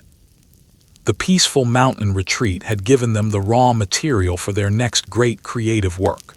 It had also, quite unintentionally, planted the deep seeds of their eventual unraveling as a band. The considerable stockpile of new songs written in India eventually swelled into a sprawling double album, genuinely brilliant and noticeably chaotic in almost equal measure. But the actual recording sessions for this new record grew increasingly tense and fractured over time, with the four band members increasingly working alone in the studio rather than genuinely together, each one now chasing his own separate creative vision. The old warmth that had once bound the group tightly together was steadily cooling into open irritation and simmering rivalry. At one particularly low point, their own drummer walked out of the sessions entirely, genuinely convinced he was no longer wanted by the rest of the group. The music itself turned out extraordinary, and yet behind the scenes, this musical family was quietly beginning to come apart at the seams. The sheer volume of material they'd written together in India presented what initially seemed like a genuinely happy problem to have. They simply had far too many finished songs for a single conventional album, so they eventually decided to release a full double album instead. A huge, remarkably varied collection of songs sprawling across four separate vinyl sides. The overall musical range on display was genuinely breathtaking in its scope, moving fluidly from delicate acoustic ballads to hard-driving rock numbers, from gentle musical whimsy to snarling sonic experimentation, even including one extended stretch of pure avant-garde sound collage, unlike anything they'd previously attempted. Almost every musical style the band had ever touched on throughout their career appeared somewhere on this sprawling record, alongside several entirely new styles they had genuinely never tried before. But the actual way this particular album was recorded told a considerably more troubling underlying story. In their earlier years together, the band had always recorded as a genuine unit, 4 musicians working together in one room, feeding directly off one another's creative energy in real time. Now, increasingly, they worked largely apart from one another. Each individual songwriter tended to treat his own compositions as essentially personal projects, directing the other 3 members as little more than backing musicians, rather than as genuine creative collaborators.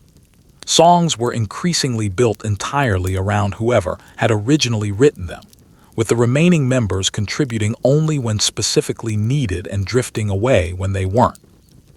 The collective creative spirit that had originally defined the band was steadily giving way to something closer to a loose collection of individual artists who simply happened to be sharing the same recording studio space. The overall atmosphere in the studio curdled noticeably as the sessions dragged on. Long recording hours, genuine artistic disagreements, and simmering personal tensions between members made these particular sessions increasingly fractious and unhappy for everyone involved. Arguments repeatedly broke out over exactly how individual songs should be played and how much studio time each member's material genuinely deserved relative to the others. The growing presence of romantic partners and other outsiders inside the studio, once considered completely unthinkable, added yet another layer of friction to already tense sessions. Their longtime producer, who had presided personally over the band's greatest previous creative triumphs, found the overall mood so genuinely difficult during these sessions that he eventually stepped back from parts of the recording process entirely. It was, by any measure, a considerable distance removed from the joyful creative unity that had defined the band's earlier rise to fame. The genuine breaking point, at least for a time, came when their drummer, feeling increasingly sidelined and underappreciated by the others, simply walked out of the sessions altogether. Convinced privately that the other 3 members no longer genuinely needed or valued his contributions, he left the band mid-session to clear his head, genuinely uncertain at the time whether he would ever return to the group. For a tense stretch of several days, the remaining group carried on recording without him present, a fairly stark signal of just how strained things had genuinely become within the band. In the end, the other 3 members eventually coaxed him back into the fold, welcoming him warmly back with a genuine show of affection, and he returned to the studio to find his own drum kit had been playfully decorated with flowers by the others. But the simple fact that this walkout had happened at all spoke volumes about the underlying state of the group. And yet, for all of this accumulated tension, the actual music that emerged from these sessions proved genuinely remarkable. The very looseness and stylistic diversity that directly reflected the band's growing internal fragmentation also made the finished album a fascinating, wonderfully unpredictable sprawl full of genuine hidden gems throughout. Working largely independently of one another, each individual band member produced some of his own finest and most deeply personal musical work to date. The finished record captured 4 genuinely distinct musical artists at the height of their individual creative powers, even as the underlying bond between them as a group was steadily weakening. Its considerable brilliance and its underlying disorder turned out to be 2 sides of precisely the same coin. This particular double album stands, in retrospect, as a strange and genuinely pivotal moment in their story, a creative peak built directly on top of a foundation that was visibly cracking beneath it.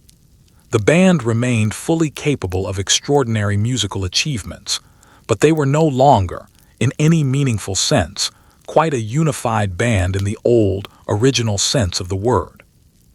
They had become 4 gifted individual men whose personal and creative paths were steadily diverging, held together now more by simple habit and shared history than by any remaining easy closeness from before. And as they grew apart as working artists, they were simultaneously growing apart as people too, pulled steadily in new directions by the separate lives and romantic relationships each of them was now building outside the confines of the group itself. As the decade wore on toward its close, the four men grew up considerably, fell genuinely in love, and steadily built separate personal lives that pulled each of them in increasingly different directions.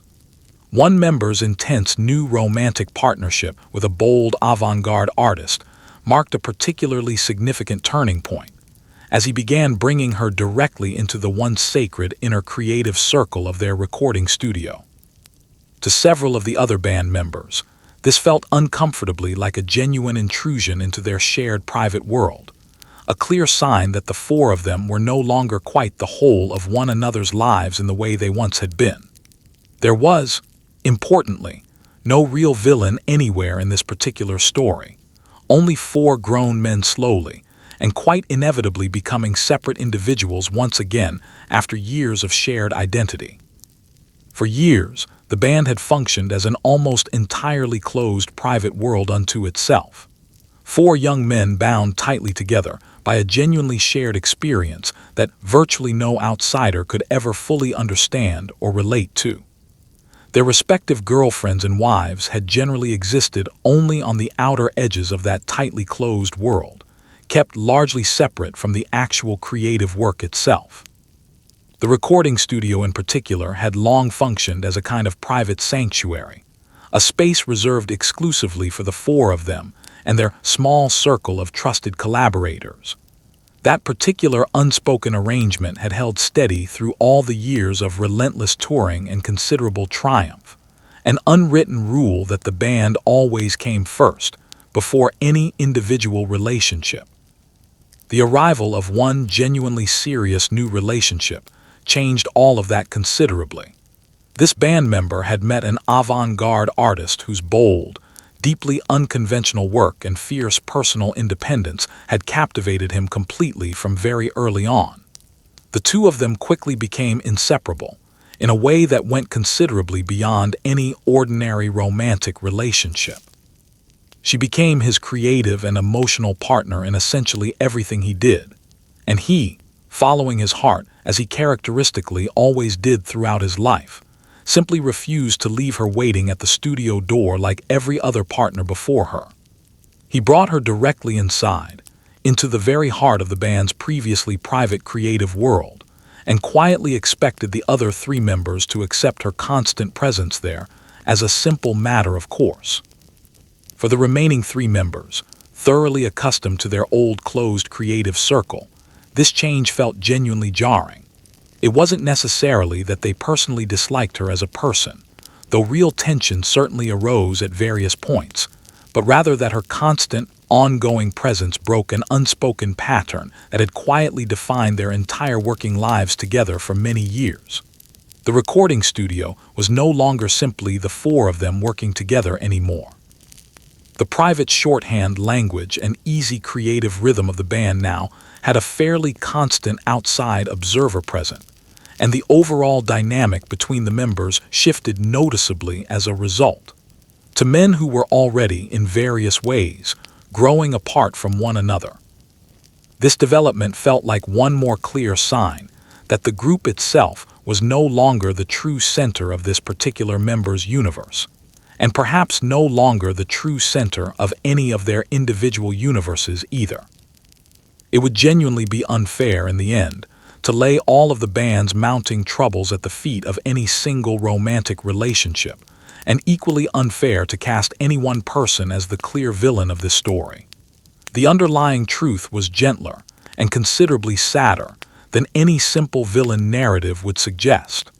The four of them were, quite simply, growing up as people. They had come together originally as teenagers and had lived through the most genuinely extraordinary decade imaginable together, joined tightly at the hip throughout. But now they were grown men well into their late 20s, with wives, young children, homes of their own, and personal interests entirely separate from the band.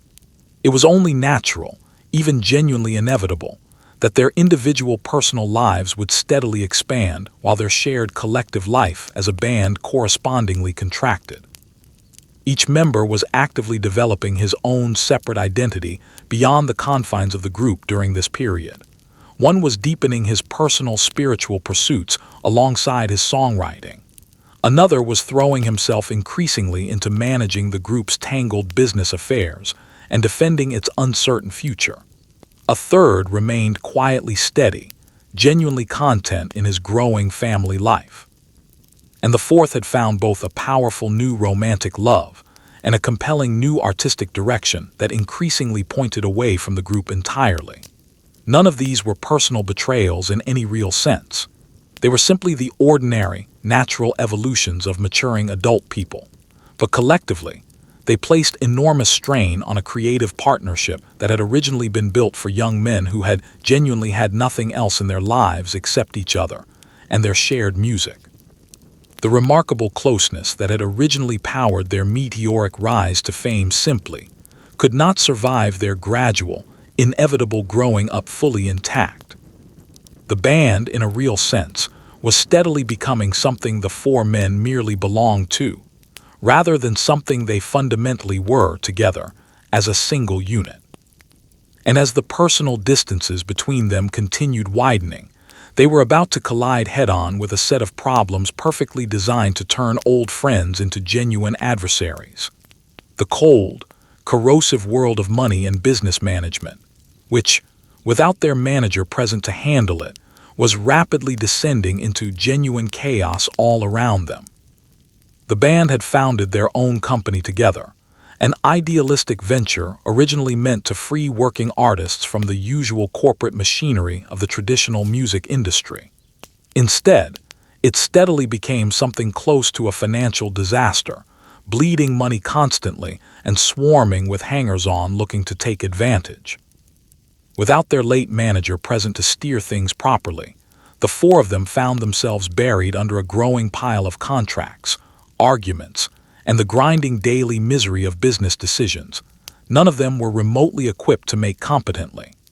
The resulting fight over exactly who should take control of their tangled business affairs became one of the single bitterest wedges ever driven between them, poisoning friendships that had genuinely lasted a lifetime up to that point. The company itself had been born from a genuinely lovely original idea, conceived while the band was flush with success and full of the wider decade's optimistic idealism. They had dreamed together of creating an organization that would not merely handle their own considerable business affairs, but would actively nurture other struggling artists, fund promising creative projects, and operate generally according to generous, idealistic principles rather than cold corporate profit-seeking. It was meant to be a kind of benevolent artistic playground, a place where genuine talent could flourish freely, unburdened by the greed and cynicism they associated with the ordinary music business. It was, by any measure, a genuinely beautiful vision. It was also, in practical terms, almost completely unworkable. Reality intruded quickly and painfully. The four musicians, however genuinely brilliant creatively, had essentially no idea how to actually run a functioning business. And in the total absence of their former manager's steady guiding hand, the entire enterprise descended rapidly into chaos. Money poured steadily out in every conceivable direction, spent on ambitious schemes that ultimately went nowhere and creative projects that were never properly finished. Their offices filled up with hangers-on, opportunistic freeloaders, and various con artists who correctly saw an easy, poorly guarded source of funds and simply helped themselves to it. Well-meaning but genuinely naive about business matters, the band watched their idealistic dream steadily transform into a money-losing shambles that increasingly threatened their entire collective fortune. Something clearly needed to be done about the situation, and it was precisely here that the real internal trouble began in earnest. The band broadly agreed that they urgently needed a strong, experienced hand to take firm control of their tangled financial affairs, but they simply could not agree among themselves on whose hand that should actually be. One faction within the group favored bringing in a particular hard-nosed, aggressive American business manager, who promised confidently to sort out the entire mess quickly. Another member, guided partly by financial advisors connected to his wife's family, wanted a considerably different, more conventional business approach entirely, and deeply distrusted the alternative candidate being pushed by the others. The disagreement itself was genuinely fundamental in nature, and it split the band cleanly down the middle for the first time in their history. This was never merely a minor squabble over some small business detail. It quickly became a bitter, deeply entrenched conflict that struck directly at the underlying trust holding the entire group together. Some band members felt genuinely railroaded and outnumbered by the others. Different members felt their own legitimate financial concerns were simply being ignored entirely. Lawyers and outside financial advisors crowded steadily into the picture, each one pushing their own separate interests, and the overall atmosphere surrounding the band grew increasingly poisonous as weeks turned into months. Men who had once genuinely shared absolutely everything now found themselves standing on opposing sides of a cold, increasingly hostile legal dispute, their old affection for one another steadily buried under thick layers of mutual suspicion and simmering resentment. The financial and legal entanglements involved eventually grew so genuinely complex that they seemed almost deliberately designed to keep the band chained together in a state of mutual ongoing misery. Contracts bound the four of them tightly together, and properly unwinding the resulting mess would ultimately require several painful years of difficult legal negotiation. What had originally begun as a genuinely idealistic gesture toward artistic freedom had instead become a suffocating financial and legal burden, a constant source of friction that made virtually every business meeting between them a genuine ordeal to sit through. By this particular point, the accumulated emotional damage between them was genuinely severe. The ongoing disputes over money and business management had accomplished something that pure artistic differences alone might never have managed on their own. They had turned brothers into open rivals and steadily drained away whatever goodwill had managed to survive so much shared history before this point. The band still technically existed on paper and would still make some music together going forward. But the underlying trust at its very foundation had been badly, perhaps even fatally, wounded by this whole ordeal. And yet, remarkably, even in the midst of all this accumulated bitterness, they still had one final surprise left in them. A spontaneous, genuinely joyful moment that would give the watching world its very last glimpse of them as a living, functioning band, performing together high up on a rooftop in the heart of London. In the winter of 1969, right in the middle of tense and thoroughly unhappy recording sessions, the band climbed up to the flat roof of their own London office building and played a completely impromptu concert for the streets below them. Office workers craned their necks upward in confusion. Traffic slowed to a complete halt in the surrounding streets, and baffled local police eventually arrived and shut the whole unauthorized performance down. It was loose, genuinely joyful, and unexpectedly moving to witness. The four of them making music together in the open winter air one final time. None of them said it out loud at the time, but that chilly rooftop performance would turn out to be the very last time the wider world ever saw them perform together live as a functioning band. The rooftop show itself came at the tail end of a genuinely fraught recording project. The band had originally set out to make an album by deliberately returning to their musical roots, recording live together in the studio without any of the elaborate layering techniques that had defined their recent studio work. And the entire process was simultaneously being filmed for a planned documentary.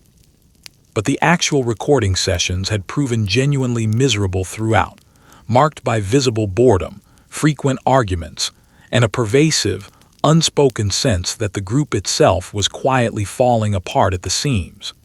They needed some kind of proper ending for the accompanying film, some sort of climactic performance sequence.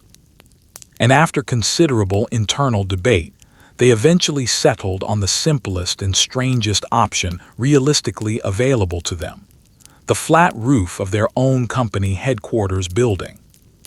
On a cold January afternoon, they hauled their full equipment up onto that rooftop, set everything up in the biting winter wind, and simply began playing music together. They hadn't performed live together in front of any real audience for well over 2 years at that point, not since the day they'd walked off that half-empty stadium stage in San Francisco and quietly sworn off touring forever. Now, without any prior warning or public announcement, they were essentially doing it again. High above a genuinely busy London street, running through a handful of brand new songs as the winter wind whipped around them, and the documentary film cameras rolled continuously. The effect on the ordinary streets below was immediate and genuinely wonderful to witness. The sound of the band's music drifted steadily down over the surrounding neighborhood, and pedestrians below stopped dead in their tracks, visibly wondering exactly where this unexpected music was coming from. Office workers leaned out of nearby windows and clambered up onto neighboring rooftops just to catch a glimpse of what was happening. Crowds gradually gathered in the street below, gazing upward in a mixture of genuine delight and simple puzzlement at the unexpected commotion. For a few surreal minutes, an entirely ordinary London workday was interrupted by the unmistakable sound of the most famous band in the entire world, playing somewhere just out of clear sight. Up on that rooftop, something genuinely loosened between the four of them for a while.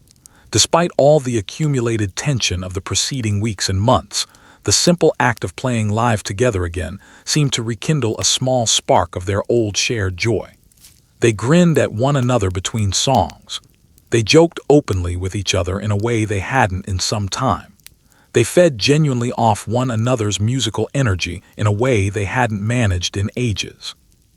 For a little while up there, the lawyers and the bitter arguments and the growing personal distances between them all seemed to simply fall away, and they were once again, however briefly, just four musicians from Liverpool doing the thing they had always loved best together, playing music side by side.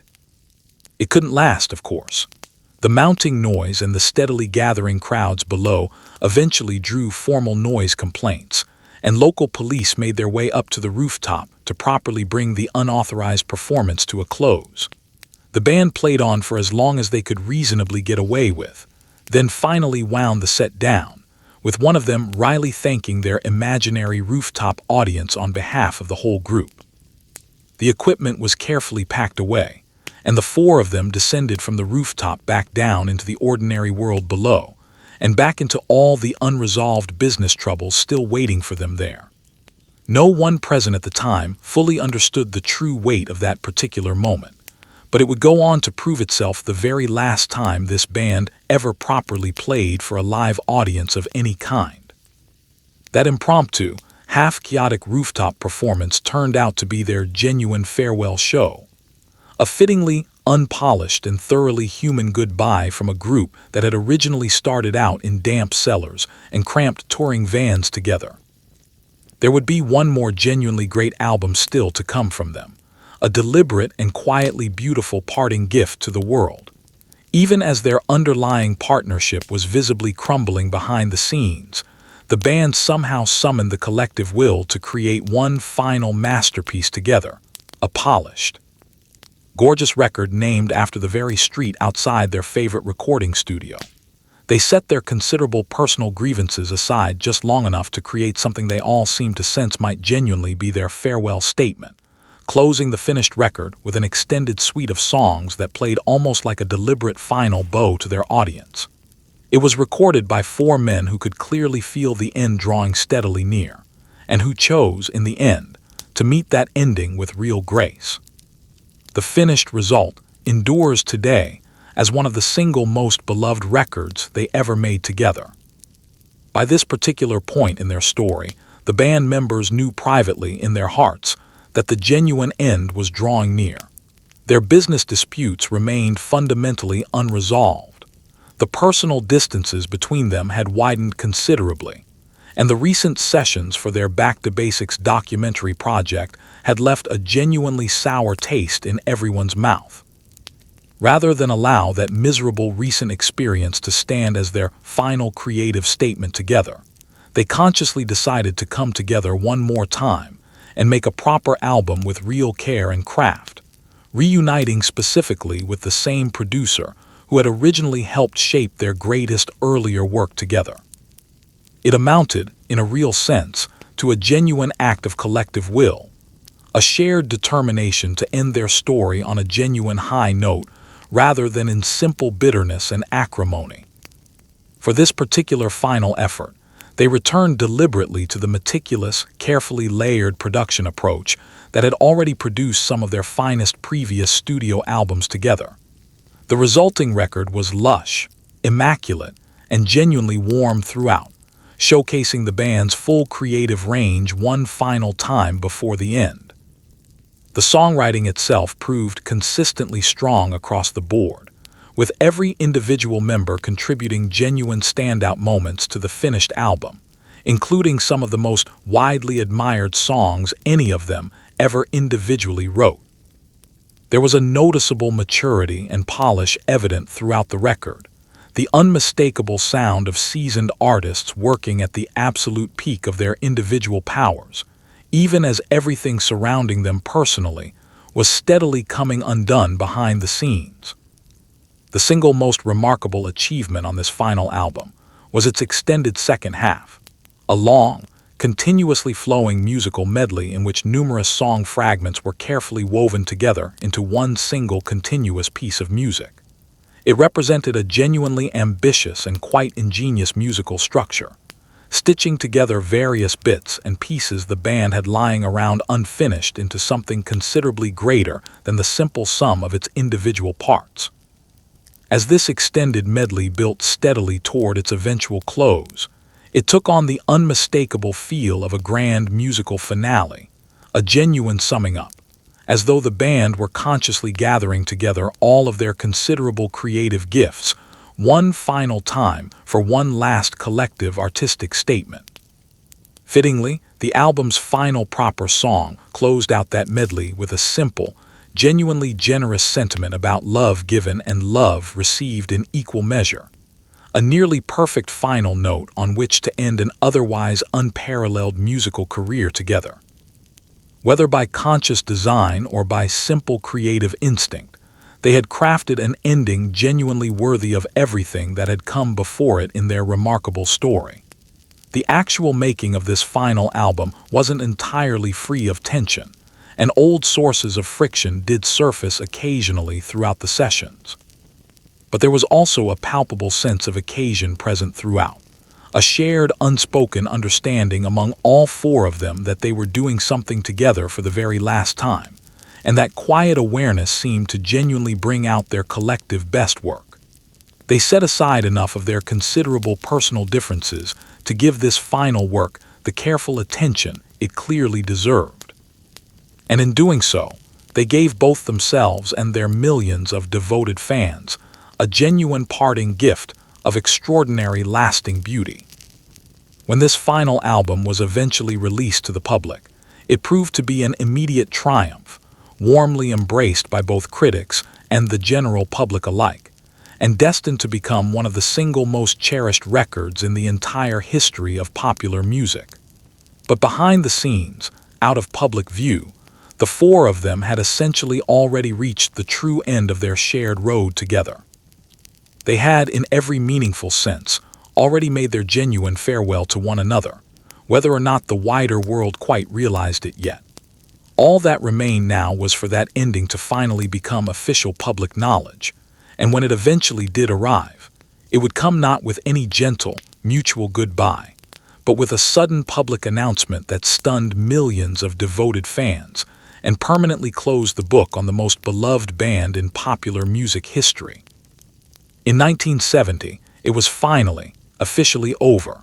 One member publicly announced that he was formally leaving the group, and the most beloved band in the history of popular music dissolved almost overnight into lawsuits, deeply hurt personal feelings, and years of bitter public sniping conducted through the press.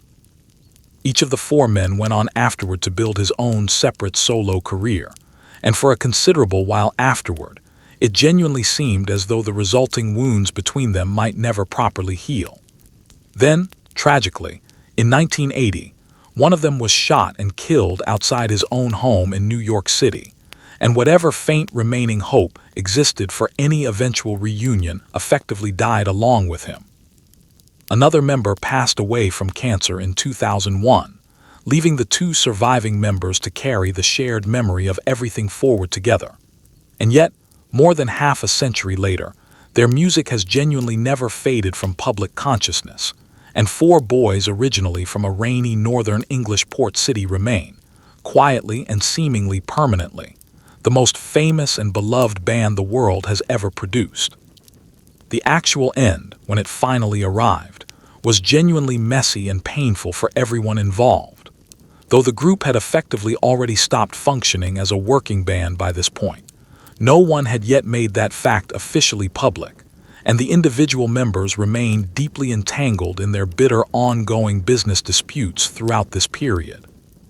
It was ultimately one member who finally broke the public silence, formally announcing that he was stepping away from the band entirely, a public statement that landed like a genuine thunderclap and quietly confirmed what many observers and devoted fans alike had already feared was coming. Fans right around the world were genuinely heartbroken by the news when it broke. The formal dissolution of the band was eventually finalized through a long, thoroughly unhappy legal process, with the four of them battling through the courts for years to properly untangle the complicated business affairs that still legally bound them together. The aftermath of the breakup was strewn with genuinely hard feelings on all sides.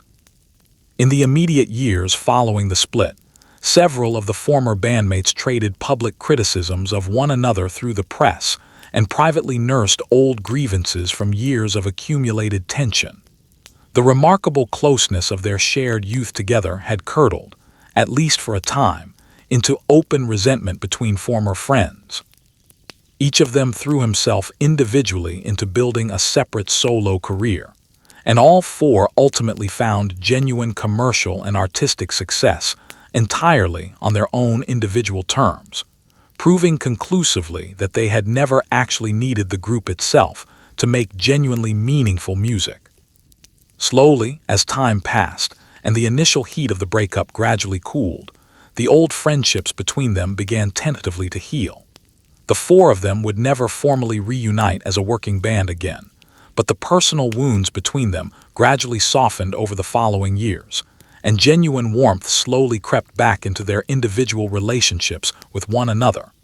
Then came the tragedy that would end any lingering dream of eventual reunion forever. In late 1980, one of them was shot and killed outside his own home in New York City, murdered by a disturbed stranger who had stalked him. He was only 40 years old at the time of his death. The news devastated the wider world instantly, plunging his former bandmates and millions of grieving fans alike into genuine collective mourning. A singular creative voice that had helped define an entire cultural era was suddenly, senselessly silenced forever.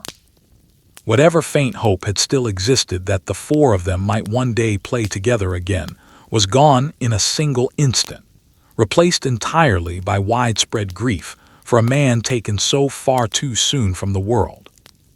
The three remaining members carried on afterward, honoring their fallen friend's memory while continuing their own individual musical journeys forward. Decades later, the band suffered yet another profound loss when their quiet, deeply spiritual lead guitarist, the same boy who had originally joined the group as a mere schoolboy auditioning on the top deck of a late-night bus, died of cancer in the opening year of the new millennium. Two of the original four were now gone forever. The two surviving members remained behind, the last living keepers of a truly extraordinary shared history, still making music of their own individually. And still, whenever the subject came up in conversation, clearly and visibly marked by the sheer astonishing scale of what the four of them had built together so many decades earlier. What they built together has proven remarkably, astonishingly durable over time. More than half a century after they finally went their separate ways, this band's music remains just as beloved and just as widely heard today as it ever was, passed faithfully down through generation after generation of new listeners who continue discovering it entirely fresh. Their songs remain woven permanently into the very fabric of the modern cultural world, their considerable influence audible in nearly everything that came musically after them. The scruffy group of boys from Liverpool's damp basement clubs did not merely achieve personal fame during their short time together. They fundamentally changed popular music itself, changed wider culture, and changed forever what a working band could actually become. And that, in the end, is the strange and genuinely beautiful truth sitting quietly beneath all of the screaming and the chaos and the eventual heartbreak of their story. Four ordinary boys from a rainy northern port city, shaped early by grief and hunger, and a shared love of a sound that had drifted in off the local docks, came together at exactly the right historical moment and created something that ultimately outlived their fame, outlived their friendships, and even outlived their own individual lives. Before we close this story out tonight, it's worth pausing to look a little more closely at the four individual young men whose lives collided so improbably in that rainy port city. Because underneath the shared myth of the band, as a single unit, each of them arrived carrying his own private wounds, his own particular hungers, and his own reasons for needing music the way some people need air. The group's sharp-tongued leader, the one who founded that first scrappy schoolboy group and reluctantly let in a more talented rival rather than stay king of a sinking ship, never fully outran the losses of his childhood. He spent much of his adult life circling back to the same handful of wounds in his songwriting. The mother who left him twice, the aunt who raised him with love wrapped in strict discipline, the father who reappeared decades later as a stranger asking for money. Friends who knew him well often described two versions of the same man living side by side. A cutting, sometimes cruel wit that could flatten anyone in a room, and underneath it, a startling tenderness that came out mostly in his music and in his devotion to the people he let close enough to see it. He was, by his own later admission, not always an easy man to love, and he knew it. But he was also relentlessly honest about his own flaws in a way few public figures of his era ever bothered to be. And that honesty is part of why his songs still land so hard on listeners decades later. The melodic songwriter beside him carried his own grief just as deeply but wore it very differently. Where the group's leader turned pain into confrontation, the melodic one turned it into discipline and craft. He taught himself guitar with real seriousness in the months after his own mother's death, precisely because practicing gave his hands and his mind somewhere to go that wasn't simply sitting with the loss. That same instinct turned hurt into careful, patient work would define his entire creative life. He became known, fairly or not, as the more polished and commercial of the two chief songwriters, the one instinctively drawn toward melody and warmth rather than confrontation. It's a reputation that undersells him considerably. Some of his most emotionally direct songs, written quietly and largely alone, carry a startling rawness that the polished exterior tends to obscure. The quiet guitarist who'd auditioned on the top deck of a night bus spent years being treated, gently but persistently, as the group's youngest member, the last one taken seriously as a songwriter in his own right, even as his playing shaped the band's sound from the very beginning. His growing fascination with Indian classical music and spiritual philosophy, which had seemed like an eccentric personal detour to outsiders at the time, turned out to be one of the more prescient artistic instincts of the whole era, introducing an entire generation of Western listeners to sounds and ideas they'd never previously encountered. He often felt, by his own account, boxed in by his role as the third, and then fourth, voice in a group dominated by two forceful personalities, and much of his solo work after the split reads as a long, patient argument for being taken seriously on his own terms, an argument that mostly succeeded. And the drummer, brought in almost as an afterthought and initially resented by a portion of the group's fan base, turned out to be something the other three badly needed without quite realizing it. An even temper, a steady hand, and an instinctive sense for exactly how much drumming a song required, and not one beat more. He was rarely credited in his own time with shaping the band's actual sound as heavily as he did, in part because his contribution was subtractive rather than showy, restraint rather than flash. It's a kind of musical intelligence that's easy to overlook precisely because it does its job so quietly. Four very different boys, then, bound together first by geography and grief, held together for a decade by ambition and mutual need, and eventually pulled apart by the ordinary, unglamorous forces that pull most close relationships apart eventually. Growing up, growing distant, and wanting different things from life at different speeds.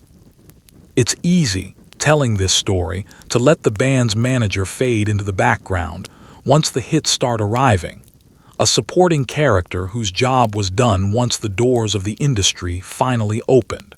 That would be a disservice to him. Nearly everything about how this band was allowed to develop as artists, rather than simply as a novelty act milked for a couple of good years and discarded, traces back to decisions he made early on, often against the explicit advice of people who considered themselves far more experienced in the music business than he was. He resisted, for instance, the pressure to have the band record only cover versions of proven hits, insisting instead that they be allowed to develop as songwriters in their own right. An unusual bet at a time when very few pop acts wrote their own material. He negotiated merchandising and publishing deals that, by his own later admission, were not especially favorable to the band financially, mistakes that would cost all of them dearly for years afterward. But he also protected something harder to quantify: the space for four uneducated boys from working-class Liverpool to be taken seriously as serious artists by a music establishment that was, at the time, deeply inclined to dismiss them. His death left a vacuum that nobody in the band's orbit was equipped to fill, and much of the chaos of their final years together can be traced directly back to that absence. It's a small, sad irony worth sitting with for a moment. The man who spent his entire adult life making sure four other people never had to worry about the business side of their own lives left the world so suddenly that none of them had ever learned how to worry about it themselves. It's worth spending a little more time on exactly why the band's decision to abandon live touring mattered so much to the history of popular music generally, beyond simply the story of these four men. Before this decision, the dominant assumption across the entire music industry was that a record existed primarily to promote a live act, that the touring show was the real product, and the album was merely an advertisement for it, a way to get people into the venue. The band's total retreat into studio work quietly inverted that assumption. The album itself became the primary artistic statement, something meant to be experienced in its own right, on its own terms, through a good set of speakers or a decent pair of headphones, entirely independent of any live performance. Once that idea took hold, it never really let go of popular music again. Virtually every ambitious album released in the decades since owes something to that shift. The idea that a record can be a fully realized, self-contained work of art, rather than simply a snapshot of a live show. The specific studio techniques the band and their producer pioneered together during this period: tape loops, reversed recordings, unconventional microphone placement, orchestral arrangements blended seamlessly with rock instrumentation, the treatment of the recording console itself as a genuine creative instrument, became, within a remarkably short span of years, standard tools across the entire music industry. Engineers who trained on those very sessions went on to shape the sound of countless other artists across multiple subsequent decades. It's difficult to overstate how much of what listeners now consider simply how records are made traces back, in some direct or indirect way, to a handful of experimental sessions conducted by four exhausted young men trying to recreate sounds they could barely describe in words to their patient, endlessly accommodating producer. More than half a century on from their breakup, it's worth asking honestly why this particular band's music has endured so much more powerfully than that of their many contemporaries, several of whom were, at the time, considered at least as commercially successful. Part of the answer is simply the sheer range of what they attempted across a relatively short recording career of well under a decade. Few artists before or since have moved so far, so quickly, from simple, catchy love songs to genuinely experimental studio compositions, while somehow keeping a mass audience with them for nearly the entire journey. Part of the answer is the sheer quality and consistency of the songwriting itself, produced under conditions, exhaustion, constant fame, personal grief, mounting internal tension, that would have crushed the creative output of most other working musicians entirely. And part of the answer, more simply, is timing. They arrived at precisely the moment post-war youth culture was beginning to assert itself as a genuine economic and cultural force in its own right, and their story became, almost by accident, the story a whole generation told itself about its own coming of age. But underneath all of that lies something simpler and more human, and it's really the quiet heart of everything we've talked about tonight. These were, after everything, after the screaming stadiums, after the framed magazine covers, after the presidential-style motorcades and the death threats and the eventual lawsuits, four ordinary young men who happened to be extraordinarily good at making music together, for a while, before growing into different people who could no longer easily do that together anymore. That's not a tragedy, exactly. It's simply what happens to nearly every close relationship given enough time, enough pressure, and enough room to grow. The genuinely unusual part isn't that they eventually grew apart. The unusual part is what they managed to create together in the years before they did. And so the story comes gently to rest here tonight. Four boys from a gray, rain-soaked port city, born into rationing and rubble, bound together first by grief, and then by a shared, stubborn love of a sound that drifted in off the docks. They chased that sound through freezing vans and squalid German back rooms, through sweaty basement clubs and slammed London doors, until somehow, almost impossibly, the entire world turned to look at them all at once. We tend to remember only the triumph, the matching suits, the screaming crowds, the #1 records, the images of four cheerful young men waving from an airplane staircase. But behind all of that fame were four tired, funny, deeply fallible human beings, trapped for years in hotel rooms they could not safely leave, playing music that almost no one in the audience could actually hear over the noise of their own devotion. They grew up in front of an audience of millions, with nowhere private left to stand, and somehow, through all of it, they kept making things of genuine, lasting beauty. Their partnership could not last forever. No partnership between four separate, growing human beings ever really can. Friendships frayed under the weight of money and business and diverging lives. And grief, in the cruelest possible way, eventually took two of them from the world far too soon. That is the quiet truth sitting underneath every legend we tell ourselves about fame. The people involved are only ever people, and people, eventually, do not last. But what these four made together has outlived the fame, outlived the feuds, and outlived the men themselves, playing on softly through generation after generation of listeners who weren't even born yet when the band quietly walked away from each other. So tonight, as you drift gently toward sleep in the comfort of your own quiet room, spare a small, gentle thought for those four ordinary boys who reached for something extraordinary and somehow caught it.